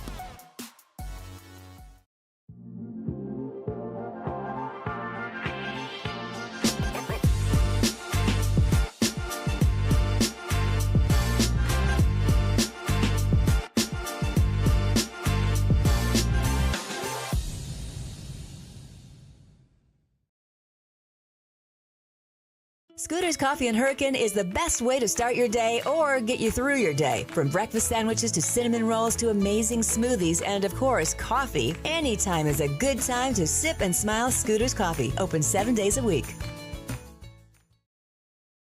When it comes to your child's teeth, Dr. Cody and his experienced staff at Johnson Pediatric Dentistry are game changers. So when it comes to checkups, a toothache, or any problem with your kid's teeth, call experienced veteran Dr. Cody Johnson at Johnson Pediatric Dentistry, 628-0511. Relatives coming to visit, not enough room, or maybe you're looking to host a family reunion and need a house with a pool. Well, Red Rock Vacation Rentals has got you covered. From 2-bedroom condos to 10-bedroom luxury homes, they truly have something for everyone. Plan your perfect getaway or staycation. Visit St. George, Utah, vacationrentals.com. House of Jump is Southern Utah's only indoor trampoline park and your only place to jump, dunk, and dodge.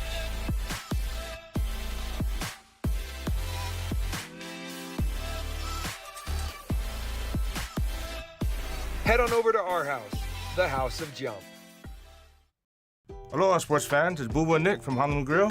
Come get a taste of the islands. Try our famous Kalua pork or tender teriyaki chicken, and you'll love our mac salad and sweet sauce on your rice. Don't forget to try our original Kava 8 at Honolulu Grill. It's game time.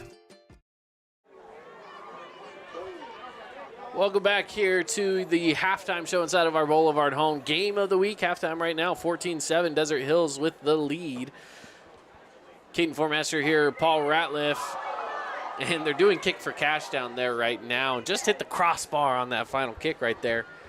And they might have one more go at it. Ball lined up on the 20, so a 30-yard field goal here for that kick for cash. Yeah, big money on the line here as he takes the run towards the ball. The kick's up. It looks like it's going to be a little short, unfortunately. Yeah. But they've handed out a good amount of cash tonight. I saw one kid booming some kicks, you know? Yeah. Yeah, there's another kid who was... he looked like a college kicker. I mean, or I don't know something. why he's not playing Warriors. football. Go play some football. Yeah, that's a pretty good Good looking kick there. No, not too bad. Yeah.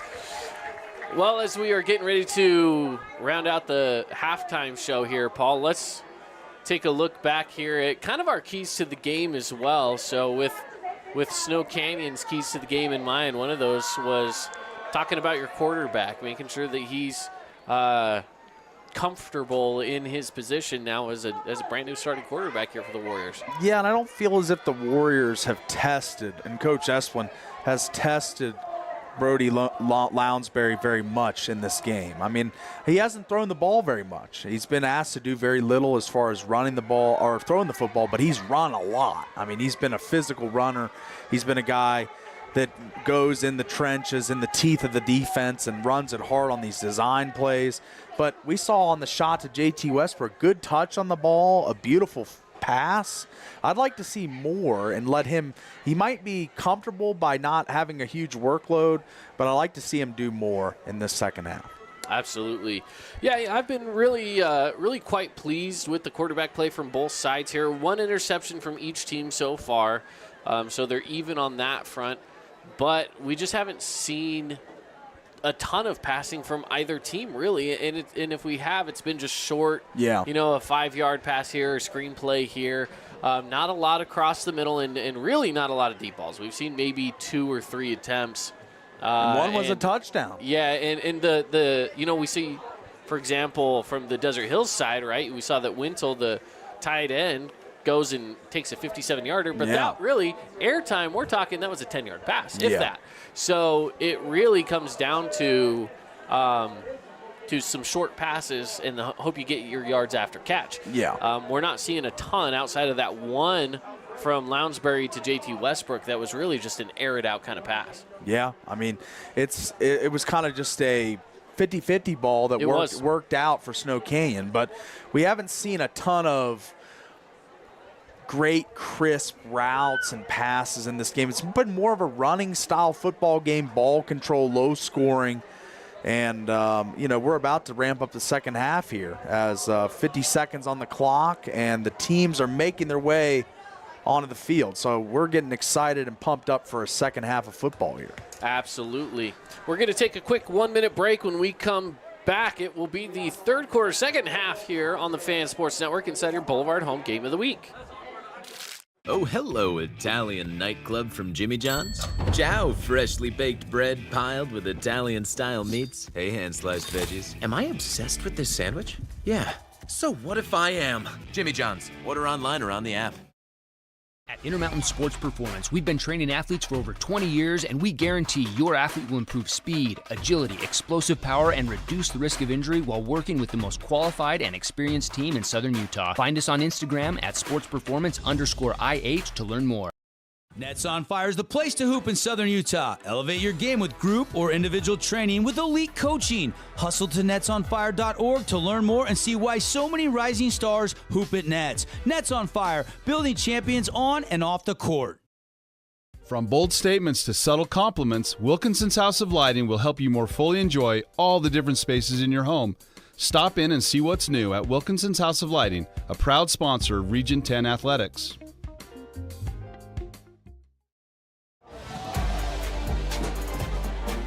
Back at it here, getting ready to come out of the halftime show, and they're giving the teams a little bit of time to warm up here as we had a little bit of a longer halftime segment with the cheerleaders were out there. The Snow Canyon E-Shells performed as well, and they did kick for cash, so kind of an extended halftime there, but we're going to keep it locked in as we are getting ready for the second half. We want to thank our radio broadcast as well, our listeners on the radio side for joining us here on 99.5 and 95.3. We're doing a bit of a simulcast here now between our video stream on YouTube and on the fansportsnetwork.com, and of course now on the radio side. So for those of you coming over from the Crimson Cliffs and Hurricane game, we welcome you.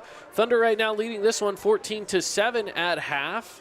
And just to catch you up on the events of the first half, if you're just tuning into this one, Snow Canyon got on the board first in the first quarter of the game. It was a 36-yard touchdown pass from the new starting quarterback, Brody Lounsbury, to J.T. Westbrook into the front corner of the end zone.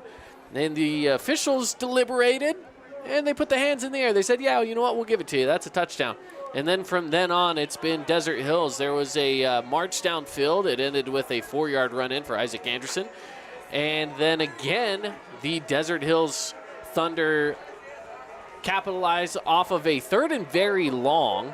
And it was kind of a spread out defense there. They were able to make things work with an Austin Wintle 57-yard touchdown pass as the big tight end took it down for the touchdown, slipping through a couple of defenders and bringing it in for the touchdown. Yeah, Wintle is a guy that leads this team in receiving yards. He's a big-bodied kid that can move, and he provides a really good passing threat and a guy that can get open with regularity. So it's going to be something that they should look to more often in this game with Austin Wintle.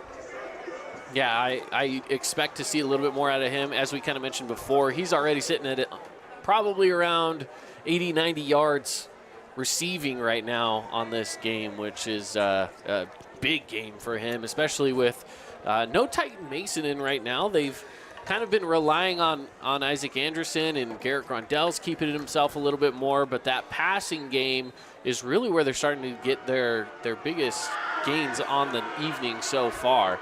So we'll see if that's where they continue to go here in the second half of play, or if they're going to keep things conservative with the lead now in hand. But it's a small lead. It's a 1-score lead. Anything could happen here. Thunder will get the ball to start the second half here, and the Warriors lining up to kick this one away. It's the fans getting all juiced up and ready to go for this second half as student section in the whiteout mode. They got the all-white student section rocking trying to do the Penn State look a little bit. Yeah, the wide out. Sending this one into the end zone. It'll be a touchback. So now the Thunder come out with a 14-7 lead, and they've got the opportunity to do the 2-for-1. You know, they can get the touchdown before the half, and then they can cash in out of the half with the first drive. So let's see if they're able to do the 2-for-1. Coaches love it when it happens. It's very hard to do. See if they're able to finish it off. So here we go, Thunder offense on the field. Starting things off here in the second half of play. Snaps away, handoff. Evading a few defenders and going down after a gain of about 4. It'll be second down for Anderson after he goes for 4 there for the Thunder. And Anderson's been a guy that's filling in for an all-region, maybe region player of the year in Titan Mason. So it's not an easy job that he's filling here. But I feel like he's done an admirable job finding the holes that the offensive line provide, not just taking the easy runs or running into his lineman. He's shown a lot of vision tonight, I thought. Another handoff given to Trey Horton. Big hit. And he takes it across to the side for, again, another minimal gain of about 3. Good tackle there, form tackle by the Warriors. Swarming to the ball. It brings up a 3rd down here, and this would be a pristine opportunity for the Thunder. They need, for the Warriors to get a stop here. 3rd and short. 2 receivers near, 1 far. Snap is away, looking up the middle, threads the needle and gets Wintle, who's still on his feet past the 40, the 45, and he's finally brought down Wow, what a pass from Garrett Grondell. Austin Wintle has visited the weight room this summer, as it is apparent to me these last 2 plays, he just drags defenders, as we see him here on the replay, just chugging for extra yards as somebody that's really hard to stop. He just continued. He gained about 10 yards after contact, but what a pass. Threading the needle was an understatement watching it back there on the Holbrook Asphalt replay. Absolutely, Cade. Snap is away, going to keep it himself with the blocker up front. Follows the blocker for a gain of 6 before he's brought down. They might only give him 5 there. 2nd down. 2nd and short, or not short, but medium here. 2nd and mid, short. Yeah, medium, intermediate, I guess you would call it, as Garrett Grondell. This might be a passing situation for him. Would love to see him air out the football here, take a shot to maybe Wintle again. He's been the man, the money man for the Thunder. Snow Canyon bringing pressure up the middle as they do go for a handoff, and it is no gain there on the play. Big takedown there from the Warriors. That was a form tackle at its finest there, as the Warriors, they definitely worked on some hitting and some grinding in practice in the summer session, as that was a big hit. 3rd and 5 again for the Thunder. I think that was Kalen Kelly on the stop, if I'm not mistaken. Here we go, 3rd and 5 for the Thunder. They got 2 receivers on the top, 2 on the bottom here. Play action, pressure coming towards Grondell. He goes pass up the middle. It's caught, and then it's dropped. Ball's on the ground. They're going to say it was an incomplete pass, but I thought he caught, turned the ball, and ran. Do we have replay or no? I don't know if we did not catch a replay on that, but Paul, to you, I thought he caught that. He did. It looked as if he caught it, but I mean, it was such a whirlwind play that it was really hard to determine if he really did catch it. So now there is an injury timeout down there on the field. We'll take a quick timeout ourselves, 30 seconds. We'll fill you in on what the injury is and who it is down there when we return. Again, 30-second break here on the Fan Sports Network. Oh, hello, Italian nightclub from Jimmy John's. Ciao, freshly baked bread piled with Italian-style meats. Hey, hand-sliced veggies. Am I obsessed with this sandwich? Yeah. So what if I am? Jimmy John's. Order online or on the app. At Intermountain Sports Performance, we've been training athletes for over 20 years, and we guarantee your athlete will improve speed, agility, explosive power, and reduce the risk of injury while working with the most qualified and experienced team in Southern Utah. Find us on Instagram at sportsperformance_IH to learn more. Nets on Fire is the place to hoop in Southern Utah. Elevate your game with group or individual training with elite coaching. Hustle to netsonfire.org to learn more and see why so many rising stars hoop at Nets. Nets on Fire, building champions on and off the court. From bold statements to subtle compliments, Wilkinson's House of Lighting will help you more fully enjoy all the different spaces in your home. Stop in and see what's new at Wilkinson's House of Lighting, a proud sponsor of Region 10 Athletics. So that was Miles Randolph. That was the injured corner there for the Snow Canyon Warriors, and he's made his way over to the medical bench. We've got 2 different players over there. You got Tristan Bostwick for the Warriors and the aforementioned Miles Randolph as well. So I'm not sure exactly what the injury was, but he's back up and moved out under his own power. 4th and down, they fake it, and they're going to go with it. That's plenty of room. It's a first down and a lot extra down to the 25-yard line. Went from the 48 to the 25 on a 4th and 5. Pretty good little exchange there from the Thunder, as they had the perfect execution. The punter did the fake up like he missed the ball, and then multiple defenders bid on that, I believe. And it was off to the races for the Thunder as they pick up a much-needed first down to keep this drive going. It's Isaac Borgeson again, man. He is been all over the place tonight. Defensively, he's been getting in the backfield, and now we see him on special teams making some moves and setting up the Thunder for a first down here. And it's a handoff to Anderson. He's going to take it far side for a gain of about 4. And Anderson's really been the bell cow tonight for the Thunder, and with Titan Mason out, someone had to step in. Next man up mentality has always been a thing in high school sports, college sports, pro sports, whatever level. And he was able to take over tonight, and I feel like he's done a great job in the absence of probably the Thunder's best player in Titan Mason. On second down, 6 to go here. Snap is away. Pass was low and in the dirt. It'll be 3rd and 6. 7:52 left to play here in the third quarter. Still 14-7. Thunder looking to extend the lead here on a 3rd and 6. Yeah, probably in field goal range, most likely.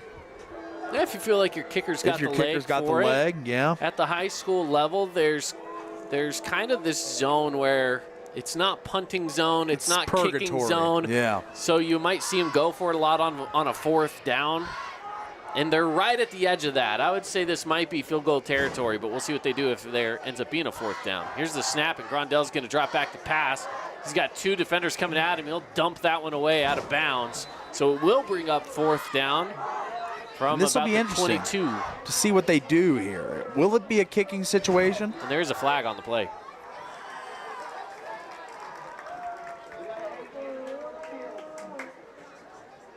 Discussion there from the officials.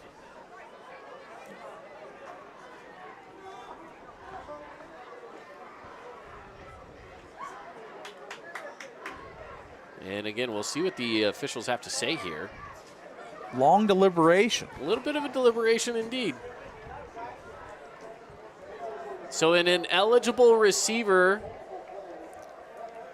they're going to decline it and just send it to 4th down. That's probably a smart move there. It is. From the Snow Canyon sideline to just let this one go. And they're bringing out special teams, and they're going to go for a field goal. All right, I like the play. It's a lot of trust in your kicker. Yeah, 38-yard field goal is what this will end up being. See, college kickers miss these with a regularity, 38 to 45. So this is quite the kick. So here we go. We'll see what Hayden Porter can do. Kick is away. It's kind of a line drive, and it is wide right, no good on 4th down.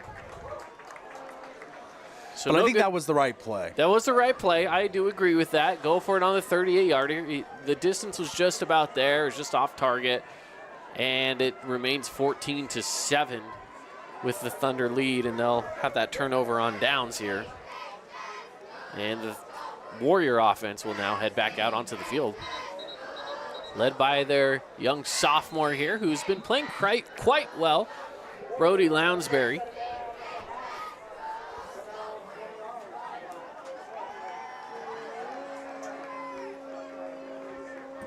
Definitely had a very good game for his first start. I feel like he hasn't had a lot of opportunities to throw. Let's see if he'll get more on this drive. He sends one in motion, hands it off, and brings it to the near side for a good solid gain here for the Warriors. And that was Cale Johnson on the carry.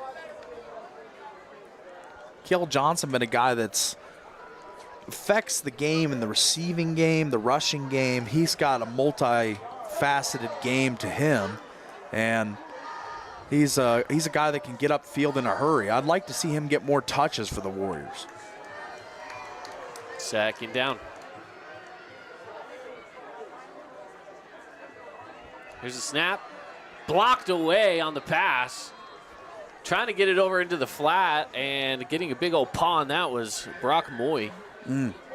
For the Thunder, and it'll bring up now 3rd down with 4 to go for the Warriors. Great play by Brock, because it looked like the little screen was there, the little flat pattern that was right in the flat for Lounsbury to throw, but just tipped away, and brings up a 3rd and 4 early in this third quarter. Well, about halfway through almost. 7:32. So on 3rd down.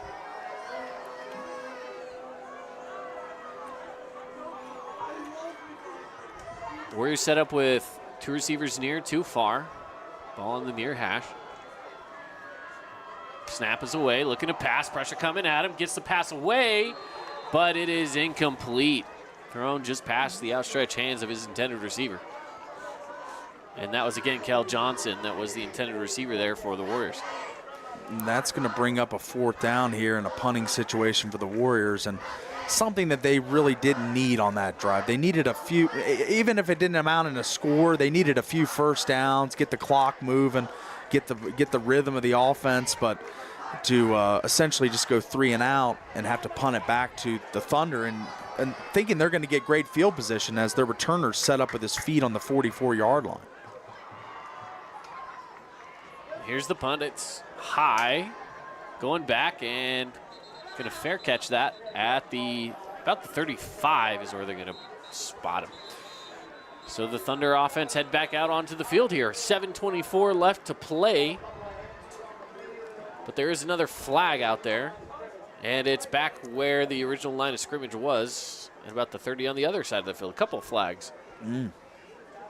Yeah, we see 2. Might be in the area of either holding or roughing the kicker or running into the kicker. Looks like holding, I would think. It's in that general area. But this has been a long deliberation here. Plenty of deliberation again going on. These officials have done that now 3 or 4 times tonight, where they've really wanted to talk about it and make sure that they're calling what exactly they want to call here. Holding on the Desert Hills Thunder. Yep, that holding.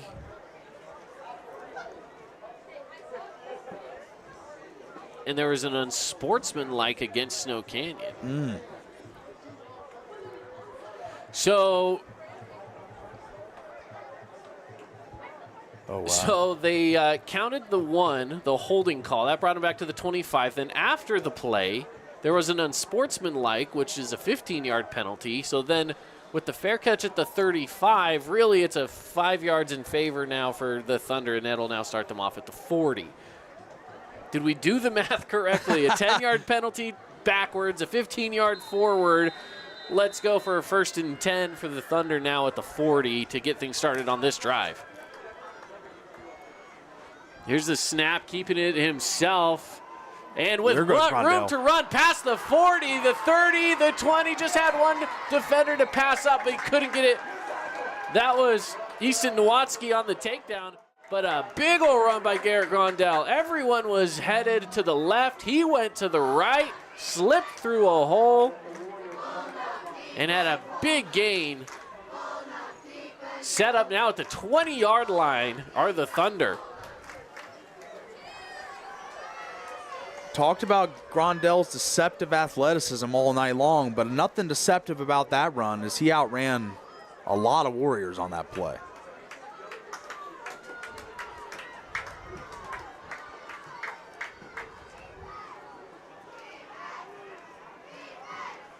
Snap is away. Play action, rolling out to the left, pass across the middle.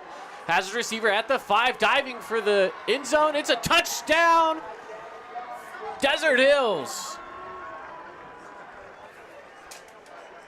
Yeah, the Thunder just finding pay dirt late in this game now. As we see on the replay here, Garrett Grondell on the play action fake, executes it perfectly, gets a great roll, and then stops and throws against his body in the middle of the field. Luckily, he's wide open and strolls into the end zone. Had Gavin Young there for the touchdown.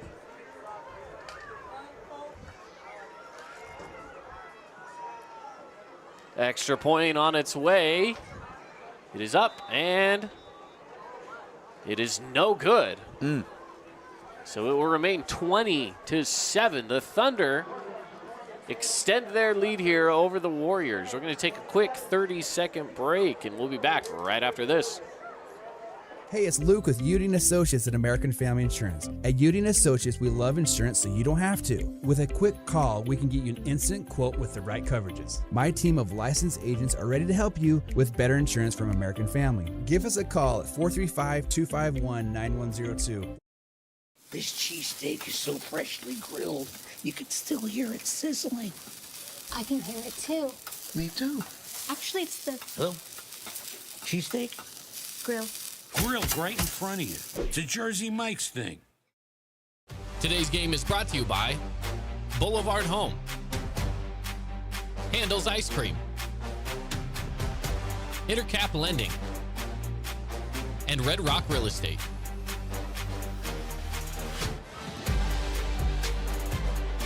Desert Hills getting ready to kick this one away to the Snow Canyon Warriors. They go up 20-7.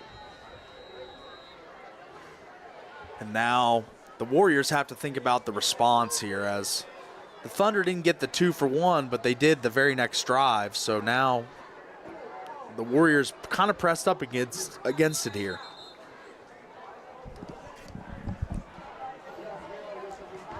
So this will be brought out now to the 25 is where they're going to spot him, where the Warriors offense will take control.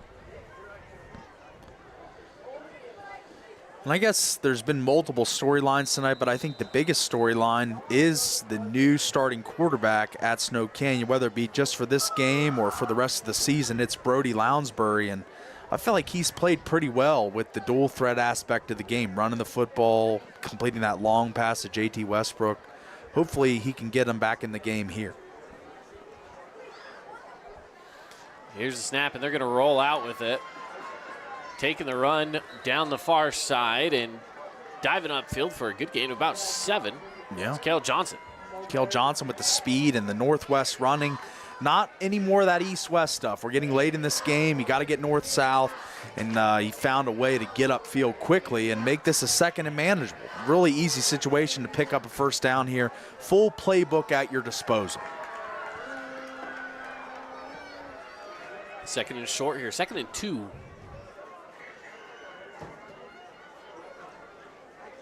Two receivers near. 2 on the far side of the field, and the Warriors are continuing to set up their offense. They got to get the ball out. And it's going to be a jump, offsides. Everyone went but the center. Just about everyone went. So this is going to bring the ball back here for the Warriors. And it hurts them there, as they had a 2nd and 2 and an easy pickup for a first down after a really productive first down play. And now they're set back now 2nd and 7.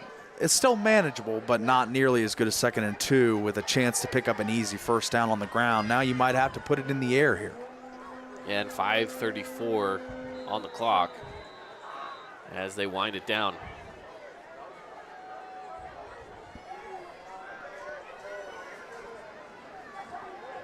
Here's the snap. Pressure coming, rolls near. Has to go backwards, wide open. It's a first down, spinning around with it. And getting the play is Joe Mack Smith for the first down. Joe Mack, obviously not the quarterback tonight, but still making his presence felt. He's made a couple catches in that slot role in tonight's game, but love what I've seen from him, you know, really impacting the offense in a really positive way tonight. 1st and 10 now from their own 40 are the Warriors.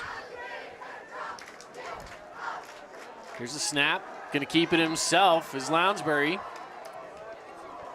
And he'll go ahead for a gain of 7 here on a first down. So it'll now be 2nd and 3. Lounsbury been running really, really well tonight on those design keeper, the quarterback draw, whatever you want to call it, as he's just taken what he's given. I mean, it's that slow developing stop, pull the ball up, put it back down into your arm and run with it. And that delay is so key for the Thunder defenders because they get a little jumpy and get upfield, and then Lounsbury can just go under them. Snaps away, play action. Batted down, nearly picked off. That was Bo Meredith. That was right on top of the quarterback, and he batted it down into his own chest but dropped the ball. It will remain now a 3rd down with a couple to go. We've called Bo Meredith's name quite a bit tonight, as number 0 has been pretty active for the Thunder, and he almost had himself a pick 6 maybe. The big man touchdown I was hoping for. Very well could have been had he been able to hold on to it. So here we go on 3rd and 3. Here's the snap. Lounsbury in play action across the middle. Got his receiver, Kel Johnson. No, he dropped it. And Johnson's on the turf. And they're running out to him, but he's working his way back up again. Yeah, he looks to be fine. I think he was more frustrated than he was injured. I think he was just kind of. Oh, he's going down again. Maybe he is more injured than we thought. Monitor that situation. Hope he's okay, as he was on his feet and now back down to the ground. Well, let's see what they end up doing with him here. And looks like they will just call injury timeout. An official timeout here. So we'll take a quick one, 30 seconds, and we will be back right after this. Own property and want to rent it? Then you need the right team with 11 years of local experience, a staff of over 25 employees, and a 4.9 Google rating. Aim to maximize your rental income and find quality tenants while keeping turnover low to increase your revenue and truly maintain your property. Learn more at redrockpropertymanagement.com. Hi, I'm Jermaine O'Jegman from The Rink, and I'm inviting you to come out and skate The Rink. The Rink is the hot spot in town for big group events and kid birthday parties. We now have a karaoke room and retro skate night every Friday night. Visit skatetherink.com to learn more and let the good times roll at The Rink. At Great Harvest, we believe in crafting more than just bread. We provide crisp, garden-fresh salads and savory sandwiches. Everything from garden-fresh ingredients to our signature handcrafted bread. Our friendly staff will guide you to find a meal that will leave you craving seconds. At Great Harvest, we truly provide something for everyone. And don't forget our baked goods. Satisfy your sweet tooth and finish your meal with a brownie or cinnamon roll.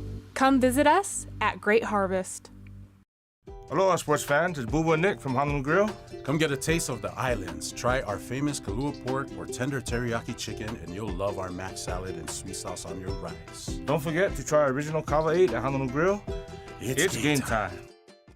At Grass Creek Construction, they put their heart and integrity into every build. Their team is committed to delivering top-quality commercial projects that stand out. Integrity is their competitive edge. Building with passion, building with purpose, proud sponsor of local sports.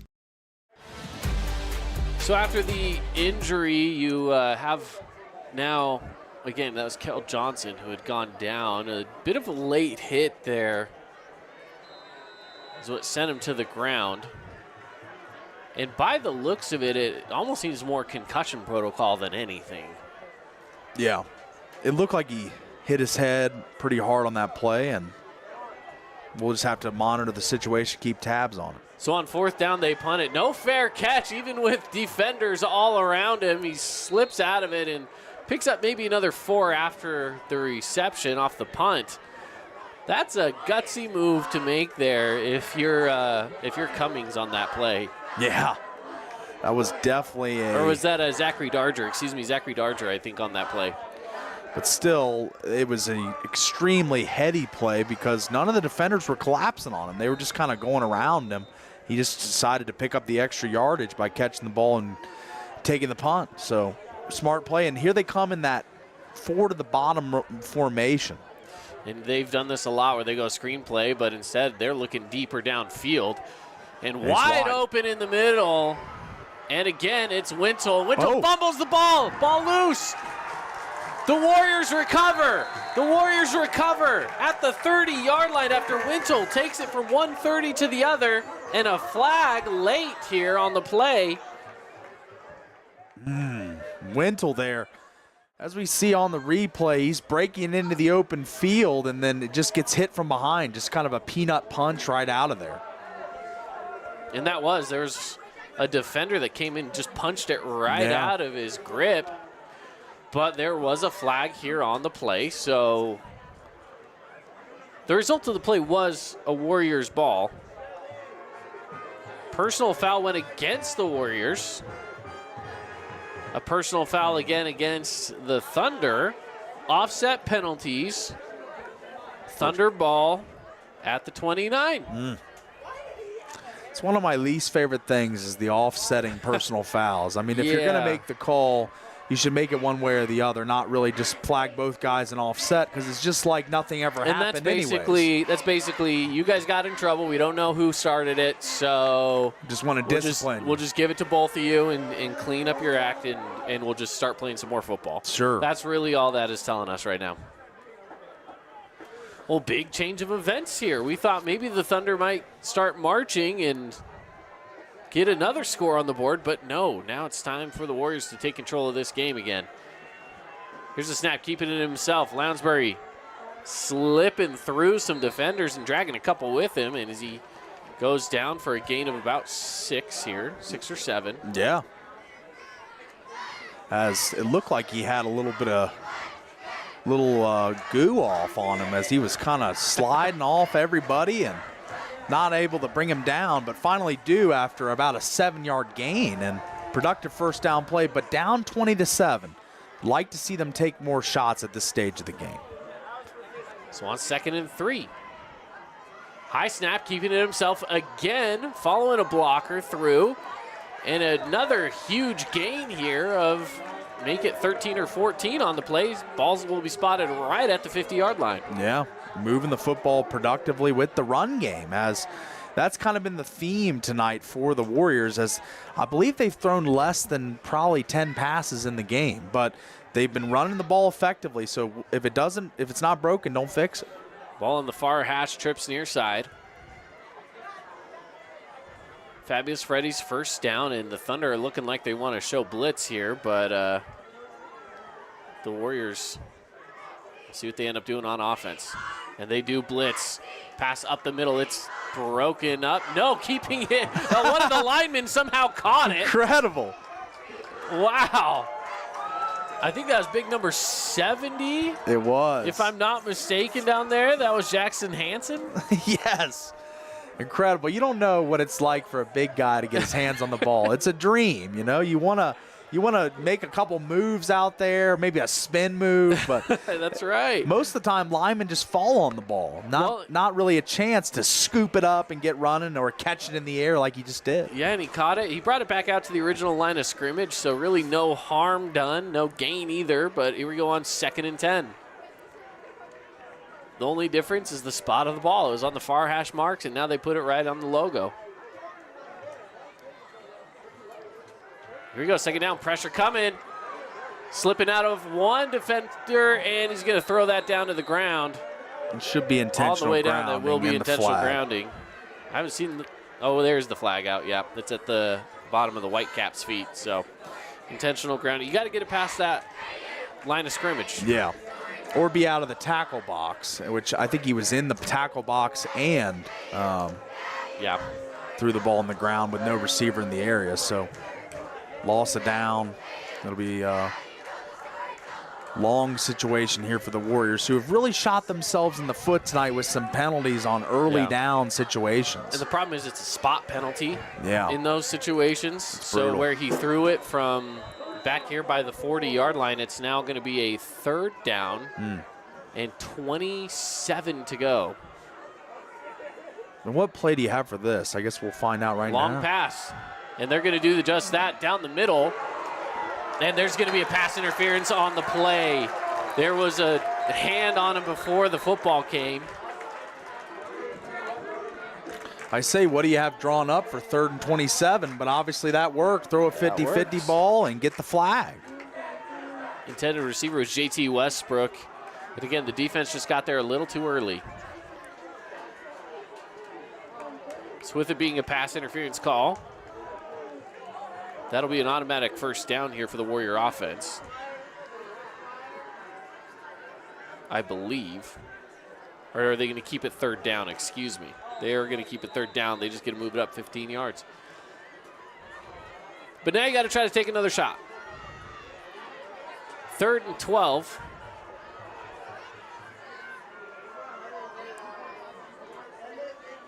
Snap is away. Receivers going out. Pass up the middle. Picked off.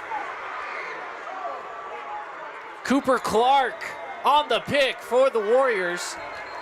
Or excuse me, for the Thunder. And there is a flag on the play as well, late. On the sideline. Here on the sideline. Now, there's already been sideline warnings given.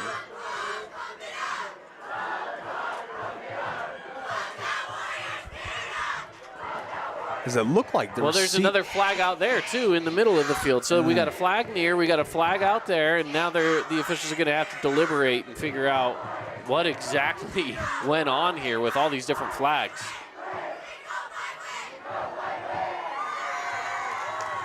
Yeah, there's a lot of laundry out on the field right now, and another long deliberation from the officials here. As that's kind of been a theme of the night, as they've had multiple conferences and to sort things out, but I guess it's best that they get the call right, so the deliberation fine with us up here. Personal foul, it looks like. Personal foul is the call, and that's going to go against the Thunder. Personal foul. So offsetting penalties, personal fouls against both teams. Again. And, well, offsetting penalties, you know what that means? It means nothing. Yeah, it means exactly. nothing. We just kind of had our little miniature rant on that a couple possessions ago, but, you know. Now they are still they're still deliberating down here over midfield. For those of you, again, watching at home or listening on the radio, it is just off camera anyway, but we do have a few officials that are deliberating right on top of the Snow Canyon logo midfield. There's 1:15 left to go here in the third quarter. Score is 20-7. Desert Hills leading this one right now, and the Desert Hills offense is heading back out onto the field. But more deliberation is going on between these officials. Yeah, something still needs to be sorted out. Yeah, something fishy. Still going on. Now remember, there was this flag on the sideline. Was that for the personal foul, or is that something else?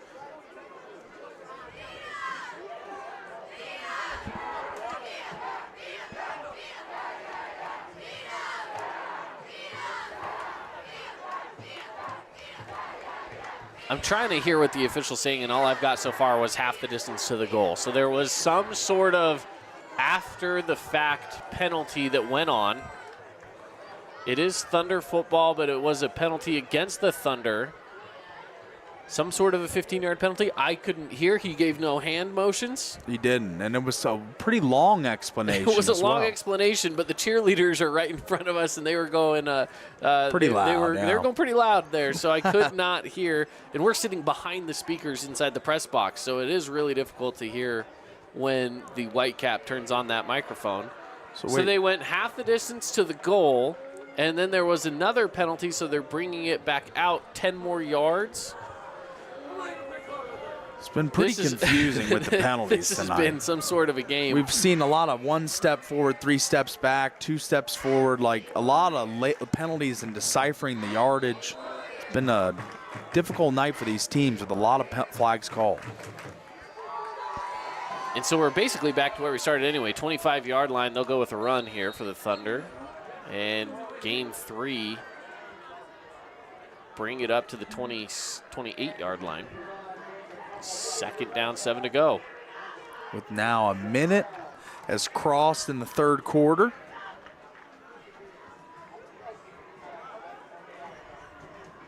It's 20-7 on the scoreboard. Thunder up over the Warriors. Yeah. So here we go, second down.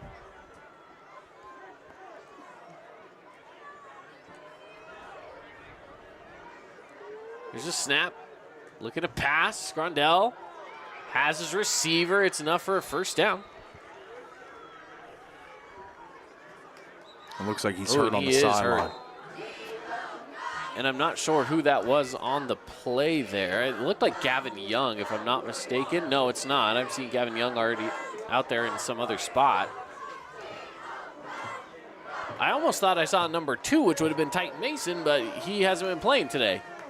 So I'm not sure what number that was. Forgive me on not catching that. But we do have an injured player out there.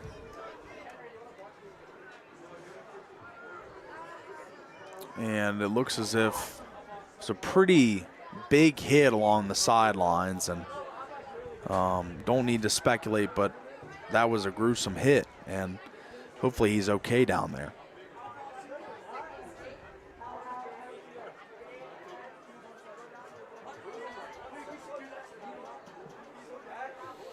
Yeah, I want to see if we can get some sort of look at who that was potentially.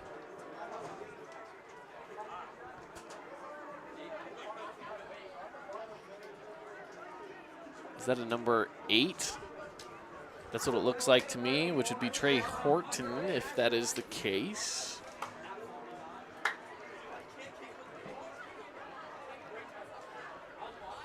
Trey, if it is Trey Horton. Yeah, it is Trey Horton. It is. He's hobbling over there to the bench. We can see it on our screen over there. So that was number 8, Trey Horton. Ooh, it's a rough. That's a rough injury to take right there, and I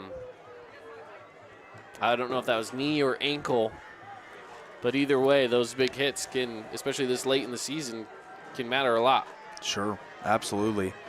It's Trey, a little guy, just 5'8", so took that hit and it bottled him up.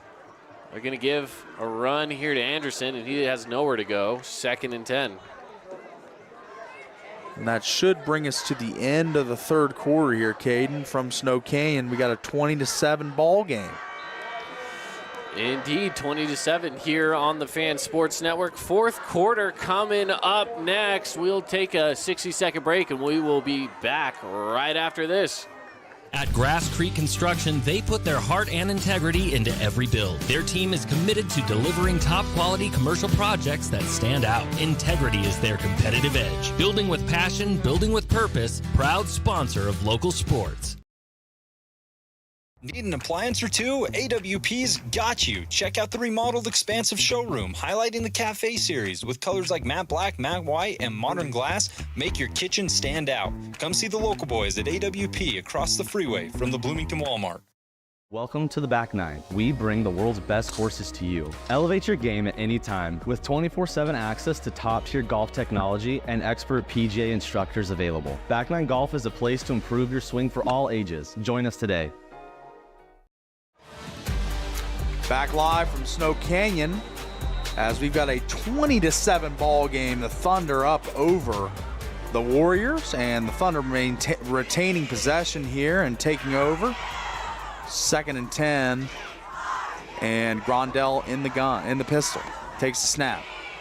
He's looking, play action. He's going to go down, or no, he's going to shake free and run for about 2-3 yards. And a modest gain there on 2nd down.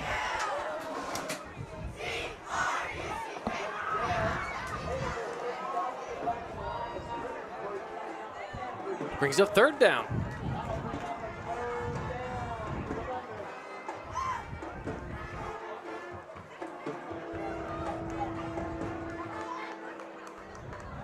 See what the Thunder have here for you. On a 3rd and long, 3rd and 10. Here's the snap. Looking at pass pressure coming from the backside. He's going to be taken down for only a gain of 3. It'll be 4th and long. Bring out the punt team for the Thunder, but good pursuit there by the Snow Canyon defensive line as Garrett Grondell tried to square the shoulders 2 or 3 times and was unable to, as he was forced to run the football and take the sack there. So 4th down coming up here for the Thunder. Kind of in a good spot, up 20-7, but they just need to play some good fundamental defense towards the end of this game. On the other side, the Warriors, it's time to start taking some shots as this game getting late. And the punt is on its way, end over end. Takes a nice roll in favor of the Thunder down inside the 20, and they'll pick it up at the 17. And that's where the Warriors are going to take control of this football. The Warriors still have 2 scores to get back into this one. And only 10.5 minutes to do it. Yeah. That's not, you think about that, you think that's plenty of time, but with only 1 score made so far in this game, they got to play just about a perfect 4th quarter here to have a chance at this one. Now, because the Thunder did not score that extra point, you just need to kick some field goals on 2 touchdowns here, and you have yourself a 21-20 lead if you're the Warriors. keep it in himself. Lounsbury will push forward, and he'll be right about at that line to gain. They'll give him 11 and move those chains. Yeah, Lounsbury in that quarterback draw has been lethal all night long, and I'm just kind of, I don't know if the Thunder are kind of giving it to him at this point, kind of letting him get his 7-8 yards and just let the clock run, because they know they just can't get beat deep. They can allow the 8 and 10-yard runs that gobble up clock. So I think the Thunder are okay to let those draws happen at this point in the game. On a fresh set of downs, 1st and 10. Warriors go quick pass into the flat, spinning around there and going down quickly. For no gain was Cale Esplin. In fact, he lost 3 on the play. So it'll be 2nd and 13. Good tackle there by Brock Moy as he was out there roving that area of the field and just made a great tackle around the ankles, unable to get free, and brings up a 2nd and 13 situation. Snap is away. Looking to pass it, running forward with it, and the defensive pressure. Wow, he just jumped right on top of him. And that was number 1, Brock Moy again. Yeah. He went high to block the pass. There was no pass, but Lounsbury just didn't move out of the way. Yeah. He got him in the air, got him off his feet, but unable to evade the rush, and it kind of looked like he swallowed him up. Yeah, that's right. So it is now 3rd down and 18 to go now for the Warriors. With the ball spotted at the 20-yard line. Snap is away. Going out to the edge here, and it's incomplete. It'll bring down 4th down. So 3 and out for this Thunder defense. They did nothing but made the Warriors lose yards every single down of this drive so far. Yeah, the Thunder defense really has tightened up in the second half as they've allowed no points. They just haven't allowed any big plays. I mean, it just has been the quarterback draws, the little screen passes, the little things for the Warriors, but nothing big, nothing like game-changing, no big game-breaking plays. So right. They kept everything in front of them, basically. Here's the punt. It's solid punt. Fair catch at the 49, 50-yard line. That's where the Thunder will control this, is on the 49 inside of Warrior territory with 8:28 left to go. The Warriors trail in this one right now. The Thunder have that 20-7 lead, looking to extend it on this drive.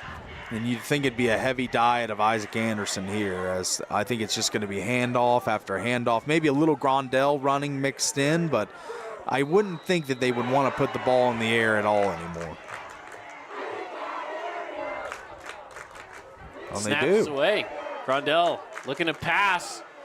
Keeps it himself, telling his blocker to move up front, and he'll go down for 8 yards on what was intended to be a passing play. He scrambles through it for a gain of 8. And what looked like a major loss about to happen, and he makes something out of nothing there. And Grondell, again, I've been really impressed with his speed and dexterity tonight. Just seeing the lanes, the vision, and then getting upfield. No east-west, no juking, no jiving. Just go straight upfield, get all the yards you can. When I like what he did, that's good communication between himself and his lineman. Put the hand on the back and give him a push to say, I'm right here, get moving, give me some blocking. And here we go on another passing play. And Grondell skips one. I think they're saying that's complete. They're going to say that was complete. I thought he might have skipped it off the turf. They're going to say that was complete. And it was low, but he got it in there to Brock Stuckey. Surprising me that the Thunder have thrown the ball every play this drive. They've got a 2-score lead, 7 minutes left. Or at least intended to throw it in the case of Grondell scrambling for some yards there. But still, right. The play call was a pass. Yeah, a pass. That's what I mean, yeah. So with 7:09 and ticking, you'd think if the Thunder can score maybe one more time, they might be able to put this game on ice. Well, and as you're saying, too, having a 2-score lead, you'd think just try to eat some clock as they go on the ground now here to Anderson. And he'll gain 7. But, yeah, you want to keep that clock moving along here if you're the Thunder. So the fact they've gone passing plays has been somewhat surprising to me. And way downfield was number 53, Alec Taufa, the 6'1 offensive guard, just a junior. He was way downfield plowing people over. He's a big-bodied kid, yeah. Wouldn't want to see him coming down the way on a pulling, if you were a linebacker, would you, Kate? Not at all. Second down from the 27, another handoff play. He's going to get swarmed in the backfield and brought down for a loss. Loss of 1. And we've got a timeout for the Warriors. 3rd and 4, good time to talk it over, get the right play call in. Yeah, absolutely. All right, we'll take a quick break, 45 seconds. We'll be back after the timeout here where the Thunder lead 20-7 over the Warriors on your Boulevard Home Game of the Week. Hey, St. George, this is Brian. I'm the new owner of your local Everbowl. Looking for a delicious, nutritious meal? Come to Everbowl. Our acai bowls are packed with superfoods to fuel your day. And it's where Region 9 sports fans fuel up.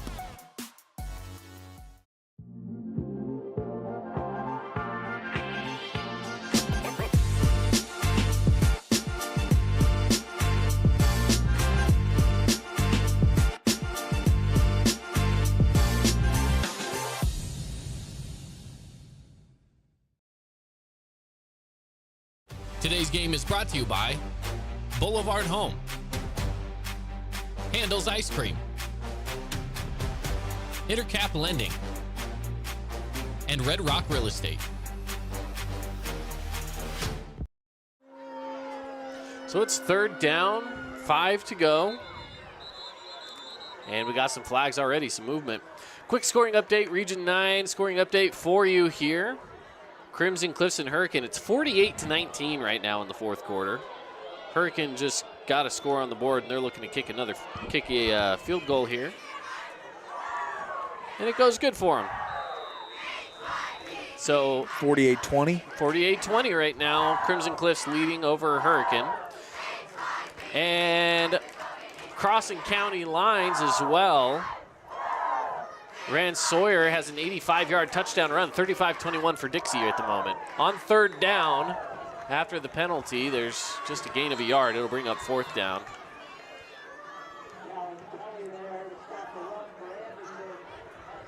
And another timeout, I believe. Timeout, Snow Canyon. If I'm Snow Canyon, I don't know if I'd be using all these timeouts right now. You still got a lot of time on the clock up there. Yeah. It's an interesting approach. Yeah, and on a 4th and long, you're getting the ball back right now, more than likely. Yeah. I mean, I'm sure that Desert Hills is going to go for it on a 4th down. More than likely, they're going for it on a 4th down, so you got to make sure the defense is prepared for whatever. So we'll see what they do. With only 1 timeout left to go here for the Warriors, and 6 minutes exactly up on the clock.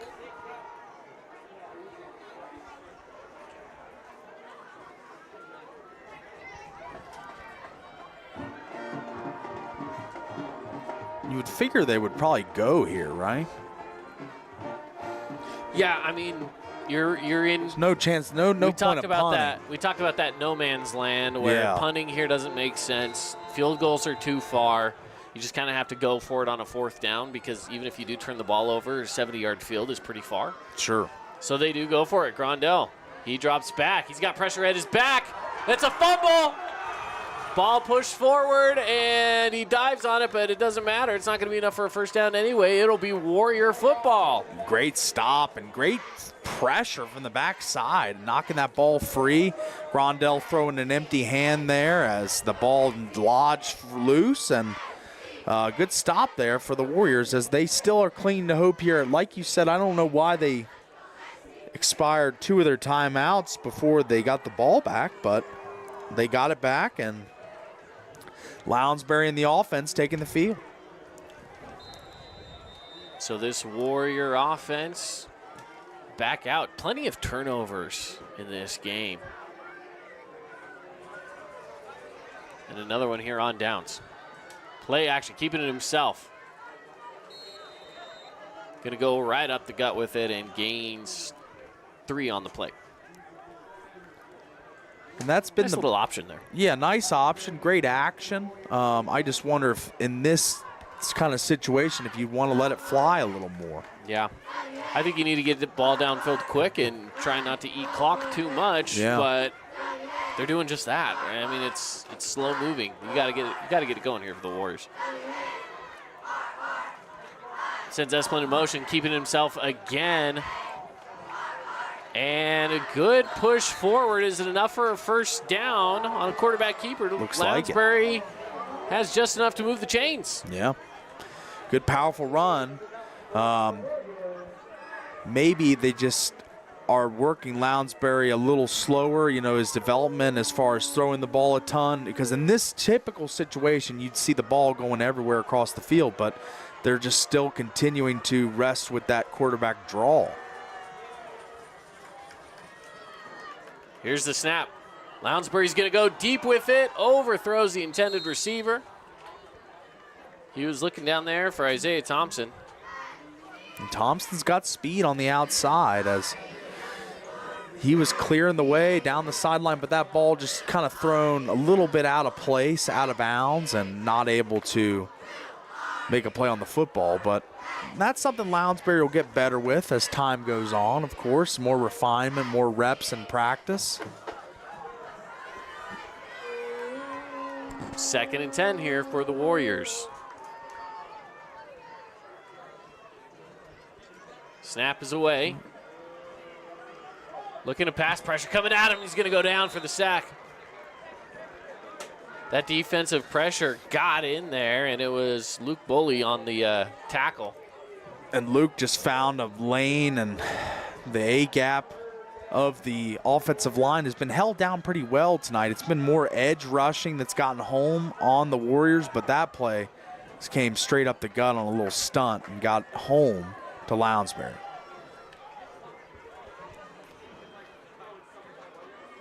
Here's the snap on 3rd and long. And there's nothing there. Overthrown again. So it'll be 4th and long here, and the Warriors will punt this one away again. 4 minutes left to go here on the clock in the 4th quarter. The Thunder are trying to close this one out. Don't know if the Warriors are going to punt here. No, they're going to keep it. They're going to pass. They're not switching anything around. Yeah. Keep the offense out there. If you have any sort of chance, you have to go for it. But on a 4th and long here, do what you got to do. Yeah. You do what you got to do. Set up at your own 33-yard line. Line to gain is the 47. There's the snap. And look at a pass. Has a receiver. He's still on his feet. He's got to get to the line to gain. And reaching forward, he's going to be just short by a yard. Isaiah Thompson stayed on his feet for a long time, but he came up just short. Just incredible effort there, but unable to get the line to gain. But he needed 14 and he got 13. Oh, and that hurts for the Warriors as they will turn the ball over on downs and give it back to the Thunder here. But that was one of the better throws I've seen from Lounsbury all night. That was awesome. Listen, when the game is on the line and when the play is on the line, they're making good plays. This time it just came up a yard short. So turnover on downs.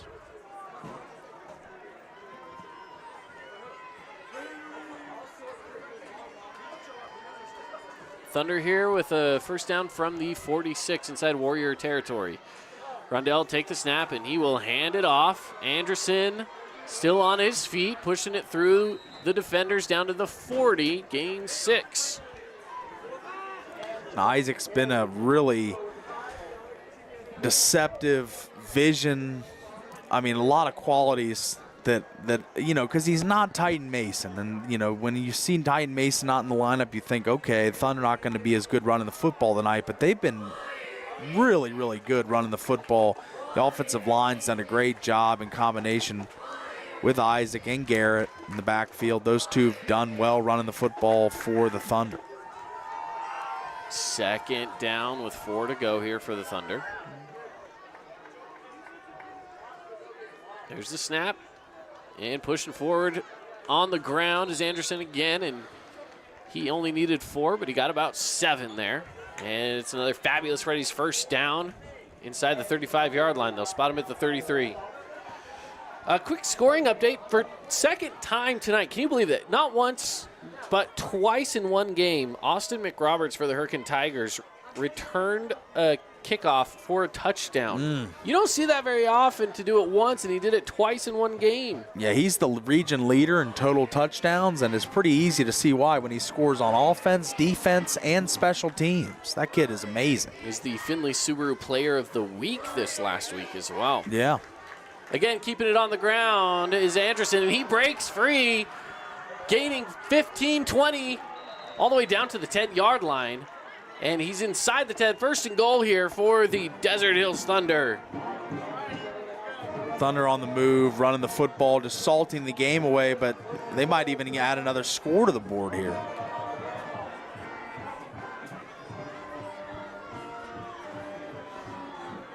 So with first and goal at the 8-yard line, Thunder right now still leading 20-7. And I think with 1:58 and ticking, they could just run the clock out here. And maybe you do that, right? Maybe you try to just go for 2 or 3 yards at a time and don't even worry about giving the ball back to the Warriors offense. Keeping it himself is Grondell, and he will push forward for 3. And the clock will continue to tick on. 1:34 currently left in this ball game. Taken away as the Warriors going to collect their move to 2-5 or 2-6 on the season. And they're bringing in, so they're making some switches here. They're bringing in some extra size. Okay, so they're trying to punch one in here. Yeah, Isaac Borgeson, for example, came in, and again, we see him mostly on the defensive side of the ball as someone who brings in some size, and they're going to use him as a blocker here as they sweep it around. Pushing it, it's a touchdown. Garrett Grondell on a keeper. Grondell, he's been the guy tonight. It's been him, Isaac Anderson, the two in the backfield running the football with that RPO, and that time everyone goes with Anderson, and Grondell takes the sweep outside with his big convoy of offensive linemen and tight ends. Finds Pater to make this game 26-7 with 56 seconds left in the game. Extra point is on its way here with just under a minute to go.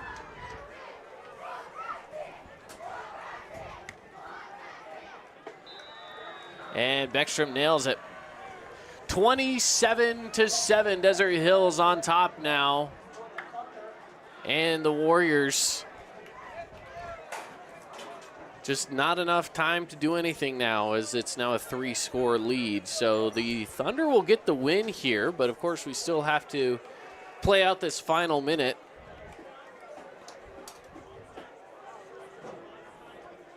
Paul, let's talk a little bit about this game so far. One thing we're looking for today is our Appliance Wholesalers Plus Playmaker Play of the Game.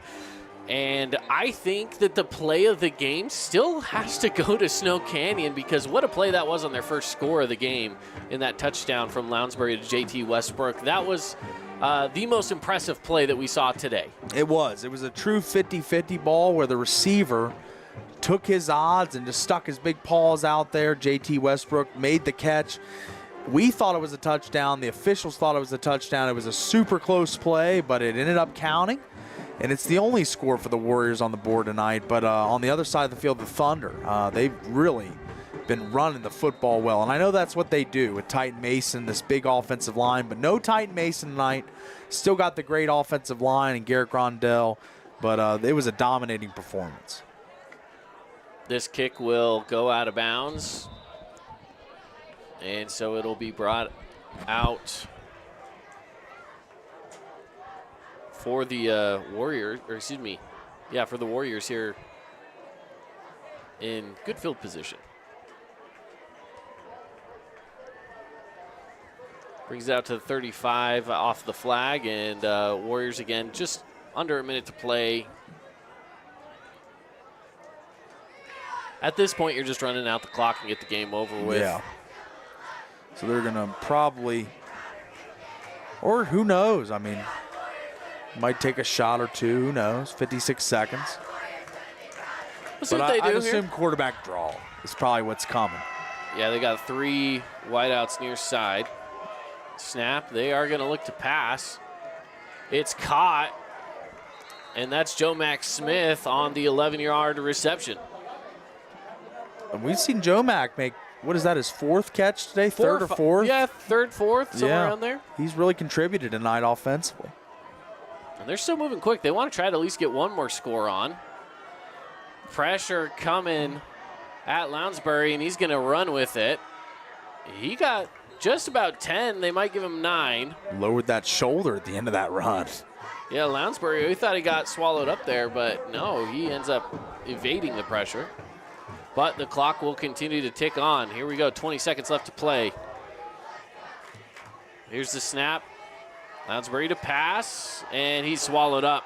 Ball on the ground. Off the fumble, Desert Hills looks like they have it, and they probably do. They do indeed. So with 10 seconds left to go, that will be it. The Thunder here will have one final play of the offense, and it will be game over. Well, let's just talk about the Thunder defense a little bit. They allowed one big play for 7. But other than that, pretty spotless performance from them to hold another team as good as Snow Canyon to 7 points at home. Really impressive effort from the Desert Hills defense. We'll have the awards post-game, but I think there's some defensive players that deserve some awards tonight. Oh, yeah, for sure. We're going to be looking for our dealer collision big hit of the game and more. And I think that big hit of the game has to go for Brock Moy. He had that one hit on the quarterback where he jumped and just swallowed him up. And I think that one is going to be our contender on that side of it. But it is a final score here now. 27-7, the Desert Hills Thunder get the win over the Snow Canyon Warriors. And we'll take a quick 60-second break. When we come back, it's the Johnson Pediatric Dentistry postgame show. Stick around with us here on the Fan Sports Network.